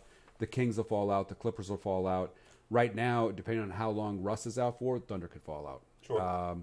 So you've got a lot of moving pieces there that this isn't nearly done by no means. Outside of the Suns. The Suns ain't making it. Nor the Mavericks. I just thought I'd throw that out there. I don't even think Timberwolves have a chance. Not the way they're playing. To answer your question real quickly, Luch, I don't know if we're gonna have time to cover college football. I think it's gonna be pro football, and that's gonna be it. Probably. I'm trying. Here's the thing. I'm trying real hard to get this done in about 20 minutes because my dog is at PetSmart, and I gotta go pick her up. Nora needs to come. She needs to come home. I need my babies. And then, well, nobody really cares about Neil going home. So and Nora needs to get here just so she can put Nabiel back in line. Somebody got to run this house. Somebody's got to drive me crazy. Okay, what is all this talk? Is Luke Walton going to make it? Is he going to get fired? I mean... I think honestly he's safe right now, but I think what Magic's really trying to put out there is... wow, Luch, really? Whoa. Just off of the college Hold football. on, I'll get him back. Hook him. He's staying. I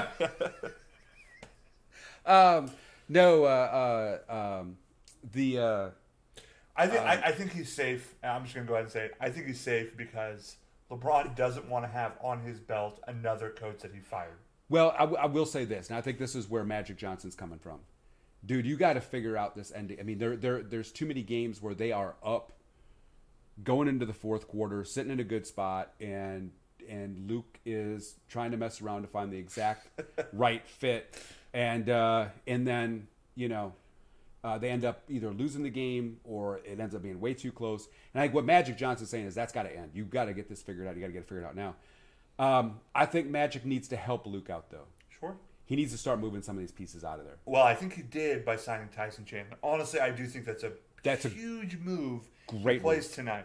That's a great move. I think he needs to get Rondo out of town. And I'm not saying anything negative about Rondo. Okay. Because I think Rondo's a great player and he's a good leader, but he's impeding Lonzo Ball's development. Sure. And Lonzo and LeBron seem to play really well off each other. Sure.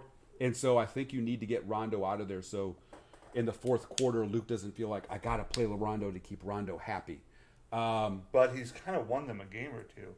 He has, but he hasn't really given Lonzo a chance in the fourth quarter to play 10 minutes with LeBron and find out what he can do. This goes back to Luke Walton. I'll just say this. You got to know your damn lineups. Yeah. Because LeBron can't get hot. Lonzo can't get hot. Ingram can't get hot. You're just keeping Kuzma out there. And Lance Stevens should be out there in the fourth quarter. I mean, I can't believe I'm going to say this, but Lance Stevens... He's doing a really good job, actually. He's a fire plug for that team. Absolutely. And when he's out there in the fourth quarter, they do good things. I do think Beasley and Rondo and KCP probably should be gone. Yeah. And now I've said this before, and I know you and I have talked about it. I think an ideal trade for two teams is KCP to Milwaukee, Tony Snell over to the Lakers. I can agree with that. Because Tony Snell's he's a great defender, plus he's a knockdown 3-point shooter. Which is what the Lakers need. The Bucks don't need it. But we do need a good defender, and that's KCP. So next week we're going to round back out. We're going to come back to these rankings. They're going to change drastically for the next couple weeks. Absolutely. In the NBA. Absolutely. So we're just going to cut straight to it. Move on to football, pro football. Sorry, Luch. I'm so sorry.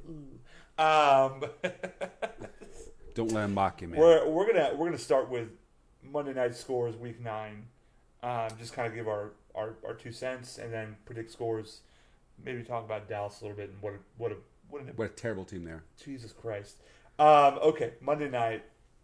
You had the I'm sorry, this was Thursday night, I think. Raiders 49ers. Really close game. 3 to 34, the 49ers kicked the Raiders' ass. With a third string quarterback. Don't forget that part. What he was from Southern Mississippi, you know that? I didn't even know. He went 16 for 22, 3 touchdowns, 262 yards. Yeah. No interception. Yeah, that the Raiders' descent has been worse than any Raiders fan I think could ever dreamt it would be. You hope those 3 first-round picks work out this year. Yeah, then first-round picks always work out great. Jamarcus Russell. He was a Raider. Yeah, those work out real good all the time. Did you? I think Lutz told me the story about the tapes incident. Did you hear about this? Yeah, I saw. I didn't read the full article. I read a clip of the article. I laughed to myself. Basically, they gave him blank tapes. Told him to go study them. Yeah, and he came back. He's like, "Yeah, I studied the defense, something like that." Yeah, he was on purple. He was on purple drink, man. Oh my god. It's and I think John Gruden has got a whole lot of faith in his ability to draft and his ability to develop players. Sure. I just don't think most objectional fans that have watched John Gruden coach throughout the course of his career have that same confidence, especially considering he's using old school ways in a whole new world. I just don't see it. I think what he won with the Tampa Bay Buccaneers, that wasn't his team that he won with. Well, it never was. I mean, he won it the year after Tony Dungy stepped away. That was Tony's team. Now, you make the argument that the Raiders, were his team that actually met him in the Super Bowl. But Al Davis would argue the Raiders were his team because Al did the drafting, Al did the free agent signings. So, yeah, I mean, John wants to do it his way. I don't see it working out well. I think that's showing up right now. And I feel, the team's quit on it. Absolutely 100% quit on him. He's lost the locker room. He's damn near lost the front office. I know he's lost the fans. I mean, the fans have a website of when he's going to get fired. Yeah, they have a countdown to the end of his contract. That's how bad it is. He's been in place for 8 games. He'll be around for a few more years, though. You have to. I mean, he's got a guaranteed contract. If anything's to help you out in that argument, Jason Garrett. We'll get to that. Falcons beat the Redskins 38-14. Here's what I will say about the NFC East. It's still wide open. The Redskins are 5-3, and they're not a strong 5-3. They lost. Dallas has every opportunity. Free offensive lineman. Dallas has every opportunity to take it. Philadelphia has every opportunity. I'm not too sure that the Giants are that far out. Okay. We got to stop. 1-7. We got to stop right there, man. Eli needs to be benched. He will be benched. Yeah, I think he will. I think the Giants, when going into the offseason, is from everything you heard about in the trade deadline.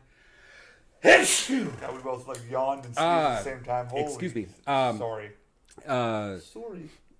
It's looking to trade Janoris Jenkins, looking to trade OBJ, basically looking to trade anybody not named Saquon Barkley. I think they will trade some of these players off, honestly. And I think at the end of this, you have to. You got to hit the. Thank you. Thank you very much. It was nice. I won't bless you. Some people are rude sitting next to me. But anyways, you got to if it's not Saquon Barkley, you got to hit the plunger and get rid of it and get as much as back as you possibly can and restart the Giants. And that includes the coach because I don't think Pat Shermer's a good coach either. Maybe you leave him in place for a year or two while you're building the team around him, and once you get a team that's good, then you fire him and get a good coach in. I can see that. Next game, I think the Vikings are slowly building themselves back up. They beat the Lions 24-9. Vikings stand at 5-3-1. I think they're gonna contend. They're probably gonna win the North. We'll get to Green Bay later. Green Bay's got too many issues. Right now they stand as behind the Bears. Interesting. Okay. Steelers beat the Ravens.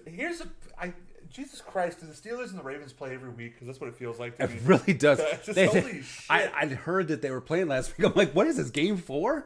I mean, I'm so sick of it. I don't know why. Anyway, whatever. The Chiefs beat the Browns 37-21. Really? I'm shocked.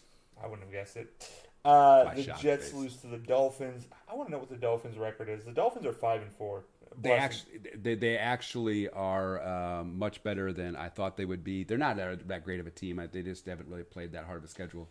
I would say that about the Bears as well. They beat the Bills 41-9. They're 5-3. I don't understand how you score 41 points and your quarterback only has 135 yards throwing and you're 1-1 touchdown interception. Pick 6. How many? I believe they had 2 of them. Jesus Christ. Actually, here's how you do it. Peterman was the quarterback. Peterman. 3 more picks. Peterman for Jesus. He's our savior. Peterman, I did laugh very hard. Anybody that has not seen it, go out to Bleacher Report. You will laugh as well if you're not a Bills fan. I'll donate to his retirement fund. They've actually set up a GoFundMe to donate to his retirement fund to get him out of town.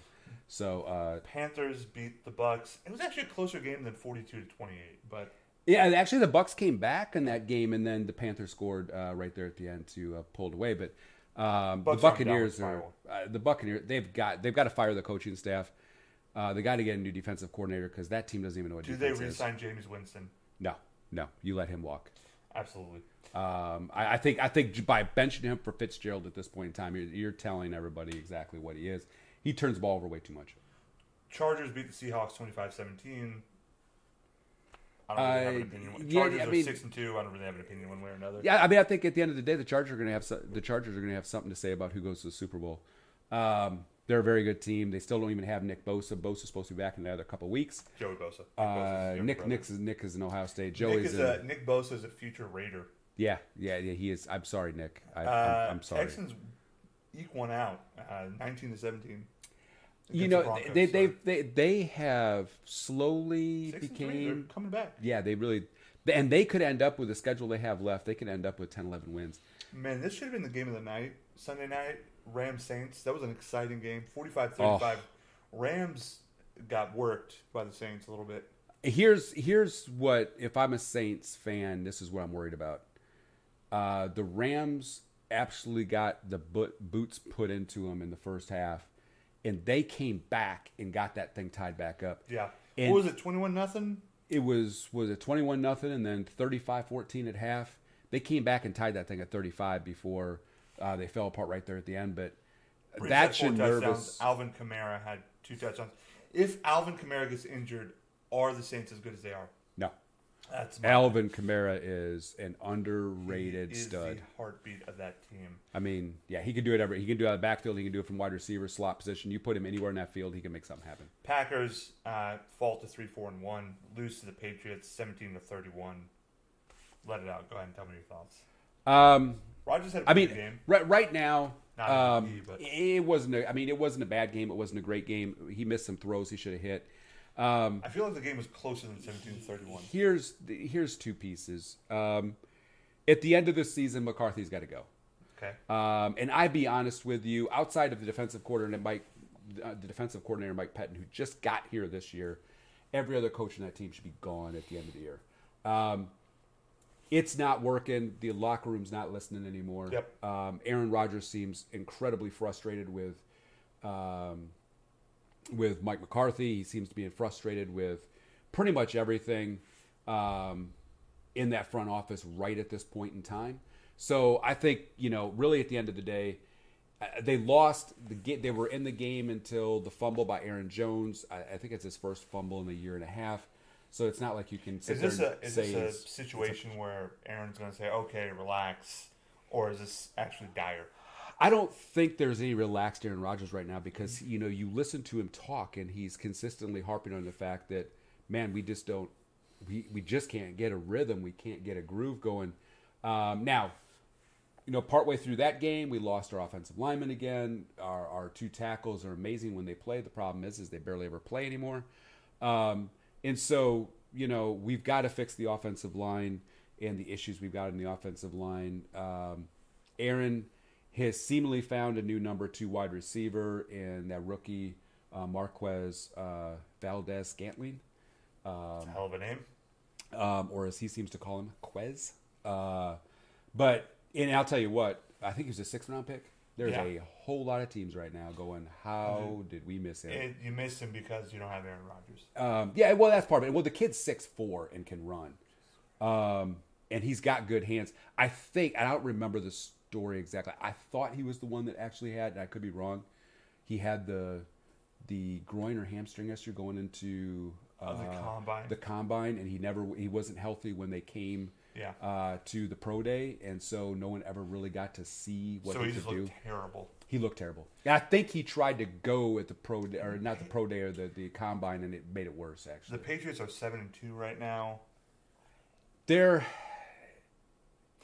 not as good as their record. Sure, no, but they just know how to win. When it comes to these 50-50 games, yeah. I will say that, I mean, the Packer game's being overrated because Green Bay's defense is awful. Let's be honest. Green Bay hasn't been Green Bay in a few years. No. Well, I mean, let's face it. When we have not had Aaron Rodgers, and this is where, like folks that love Tom Brady, and Tom Brady's a great quarterback. I'm not knocking Brady at all. But when Brady hasn't played, I want to say the team is something in the range of 14, 15, and 2 or 3. When Aaron hasn't played, oh God, we're 3 and 14. That's Cowboys, no Tony Romo levels of win-loss. I mean, so if you do not have Aaron, you have no chance of winning. But with Bill Belichick, you always have a chance of winning. You guys have 2 first-round picks in this coming draft. You better find a way to get TJ Watt. That's a miss. That is a miss. Yeah, and we cut the guy that we actually drafted in front of him, or instead of him, not in front of him, but instead of him, we cut him already. Really? The other linebacker, yeah. Okay, and let's move to That this was a abysmal Monday night game, 28-14. The Titans beat the Cowboys, and that's it. Okay, moving on to next week's predictions. Go Titans, go! Listen, it's simple. It really is, and I don't understand why Jerry is fighting this. Fire Scott Linehan. You get rid of Jason Garrett. I mean, well, here's something that I sent Jerry an email personally myself. Yeah, what did it say? I told him that he really needs to re-up Jason Garrett for 10 years, guaranteed. No, how the Cowboys, and I'm not even a Cowboys fan, ladies and gentlemen, as you can probably tell, how the Cowboys have not fired Jason Linehan. It's kind of the same guy. Scott Linehan at this point in time is beside me. I'm watching the games going, whoa, wow, this is bad. It's really bad. You have 2 weeks to game plan. Your team does things that you did the RPO for like a week or two. It kind of worked, and then you stopped. Things that you said you would change, you did for a minute, and then you stopped. And then you come in with the same game plan every week, expecting it to work on offense. And I don't understand why it's so hard for you to change it up. And they can't even make it. And the other surprising thing is they can't make an adjustment. I mean, I don't know if Scott Linehan's allergic to adjustments. If no one explained to him what an adjustment is, but I think in developing Dak Prescott, they're just making him second guess everything. He is not the same quarterback as rookie year. So this question was asked to me today, and so I'm going to ask it to you. Oh shit. So let's just say, hypothetically speaking, actually I don't think this is hypothetical, but we'll call it that. Dallas goes into Philly. Philly waxes him. I think that's pretty much what's going to happen. Jerry finally gets the courage and fires Linehan. Okay. You really can't do what Cleveland did and fire Jason Garrett and Linehan, but you can fire Linehan and tell Jason Garrett, look, man, you got to call the plays for the rest of the year, and this is going to decide exactly how much severance I'm going to pay you when it's all said and done with. And so, okay, you do that. You get a new coaching staff in next year. Dak's got 1 year left on his rookie deal, and Dak does not make any more progress. Do you go all in to try to go get Tua and just walk away from Dak Prescott?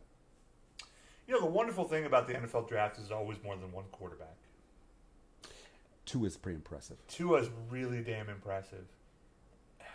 In a run-first Alabama team. Yeah, I haven't actually been this impressed with a college quarterback in a very long time. You should. I mean, you really should try to make the effort. Because I don't know of the free agent quarterbacks that will be out in 2 years that those are guys you want. If Dak doesn't have a good year next year, he's not getting re-signed. I think the offers to have him go to another team will be so ridiculous. Sure. Why would you match him? I wouldn't. I mean, now unless you don't think you can get Tua. But to get Tua, you have to have a 2-14 record. Dallas is not a 2-14 team. Dallas is a team that should be in the playoffs that can't buy a win. So that's why we keep Scott Linehan. Fuck. Actually, if you want a 2-14 team, all you do is keep Scott Linehan, make him head coach, fire Jason Garrett. You'll get to 2-14. Fire Jason Garrett, Rob Marinelli. Yeah, Chris. Go get Dom Capers as your defensive coordinator. He'll kill you. He'll get it right. You'll give up 35 a game. The most Linehan will score 4 a game. Pro Bowl O-line somehow looks like the worst O-line. The most average at best O-line in the league. Man, there is a lot that you have to work on that team, and it's disappointing. But no, I mean, I think that you need to get your next coach and your next offensive coordinator needs to be someone who knows how to develop a quarterback. I think OU's head coach is perfect. I think OU's head coach is good. I think McCarthy's going to be out of Green Bay. McCarthy is a quarterback whisperer. Yeah, he really is. I wouldn't mind McCarthy. Just keep Marinelli. Yeah, don't let McCarthy tell you who to get for defensive coordinator. It backfires. You'll have Dom Capers, and you'll give up 45 points a game. Yep. Any final thoughts? That's about all I got right there. Okay, well, we're going to predict the next games real quickly. Man, it's been a long podcast. We're going to find a way to cut this down in the future. We are? We need to. It's 2 hours long. Has it really been 2 hours? It says an hour, 51 minutes, and counting. Wow. What about Jerry Johnson? I don't think he has it in him. What about Jerry Johnson? I think he meant Jimmy Johnson. Oh, Jimmy Johnson? No, he doesn't want to leave his Fox booth. He's too old. Or Jerry Johnson, as you spelled it. Whoever the hell that is. Predictions on next week's game. We'll start with Thursday Night Football. Panthers, Steelers. Who do you think? Oh, man. Where are we playing at? Pittsburgh? Mm-hmm. I'll go Steelers. Panthers. I just messed that up. Redskins, Bucks in Tampa. Redskins. See, Tampa Bay's defense is too bad. Redskins won't have a problem. The Bucks. I think the Bucks can still put 28. Cardinals, Chiefs. Easy. Chiefs. In Kansas City. Man, the Cardinals are really going to. The Cardinals are going to give them a tough run for the first 2 minutes and 35 seconds. Kickoff. Very well. Pre-game. It's Chiefs. Bills, Jets. Jets. Yeah. Well, wait a minute. Sam Darnold just got hurt. Wait a minute. Who's quarterback? Is Barkley going to quarterback the Bills? No. McCown's? Yeah. Now McCown's now in there? Which Jets. Which McCown? The good one. Josh. Oh, the old one? He's the older brother. He's the older garbage one. Yeah, but Josh is the older brother, right? He's like mid-30s. Apparently a message got retracted. Oh, because Luch misspelled the name. He included his own message. So, man. Jets. It's the Jets. Yeah, I'll go Jets. Okay. You shouldn't spend that much time thinking about the Jets Bills. I'm sorry. Jags. That is Colts. a solid point. I'll actually take the Colts. Lions Bears. Oh my. Just because it's not in me to actually spit out the word Chicago Bears, we're going to go Detroit Lions. Chicago Bears. Easily. Chicago Bears. Detroit Lions to all my Chicago Bear loving fans. Not Bears. Okay. Saints Bengals. That was for you, by the way, Manny. Saints Bengals. Saints. Okay. All day long. They don't even have. I think AG Green's out for the Bengals. Saints. Yeah. Saints. Yeah. Patriots Titans. Patriots. Falcons Browns. Falcons. Chargers Raiders. Chargers. Seahawks Rams. Rams. You saw a record out the window on this one. What's that? Seahawks and Rams. Yeah, you really do, because that's a great rivalry game. But the Rams are still going to win. I'm going to say Rams. Yeah. Dolphins Packers. I think the Dolphins are going to. I'm going to say the Packers just because I'm a homer and I love my Packers, but I think they could actually lose that game. Eagles v. Philly in Philadelphia. Eagles. Yeah. Come on, I'm doing it to fight. This is for the greater good. The greater good. Giants 49ers in a Monday night game. Oh my God, the worst Monday night game ever. That's the Monday night game? That's the Monday night game. They need to cancel the game. They need to cancel Monday night.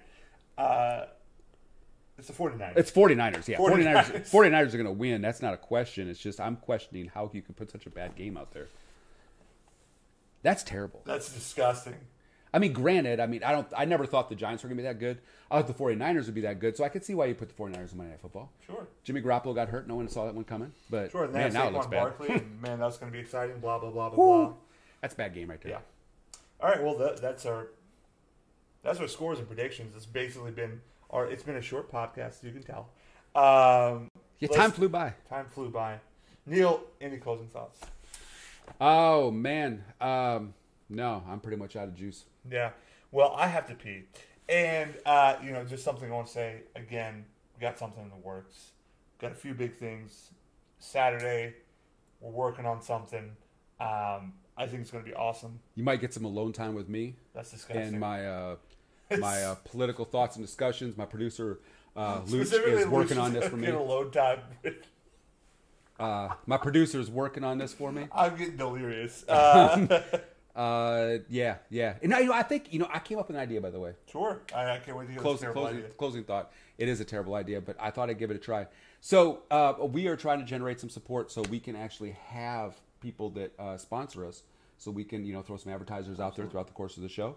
So I thought maybe we'd throw a couple out there just to see if somebody will actually take us on. And today I got one for you. What was it? I do. Weeble. Weeble. Weeble. What is Weeble? So Weeble is it's a stock app that you can buy your stocks on, trade stocks. It's a no fee. It's kind of like Robinhood. Oh yeah, okay. Yeah, Weeble's a new one, and if you sign up today, Weeble, I expect money. They'll give you a free stock anywhere valued between $1 and $1,000. Okay. Please expect probably a $4 or $5 stock. That's what I got yesterday. Signed up for it. I got another email today saying after my first deposit, I get another free stock. Weeble is here to help you and your investing. How did you find Weeble? I got really, really bored one night, and I'm flipping through applications. I'm a stock person, so I'm flipping through literally stock applications, and I'm like, oh hey, what's this? And then I happened to see an advertisement on Twitter. Okay. And so I checked it out, and actually it's pretty good. It's a pretty cool app. Takes like 5 minutes to sign up. Weeble, iPhone or Android users. I'll be honest with you. Taking 5 minutes to sign up for an app is too long. In my Okay, they do actually have to get your information because there's some financial regulations you got to be around. But actually, check it out. Is it like Apple check it out. Pay? No. Yeah, we don't want to deal with check that it. nightmare. Check it out. Weeble app, Android, iPhone users. You get a free stock for signing up. I can't wait for that sponsorship money to come through. I'm sending this to them. Guys, that's been our show. Thank you so much for joining us. Luch, our producer, Nabiel, my co-host. Best producer in the country. And I'm your host, Nabiel Rabadi. Can't wait to see you next time. Until then, have a great week. Have a great weekend. Be safe. Have fun. Peace.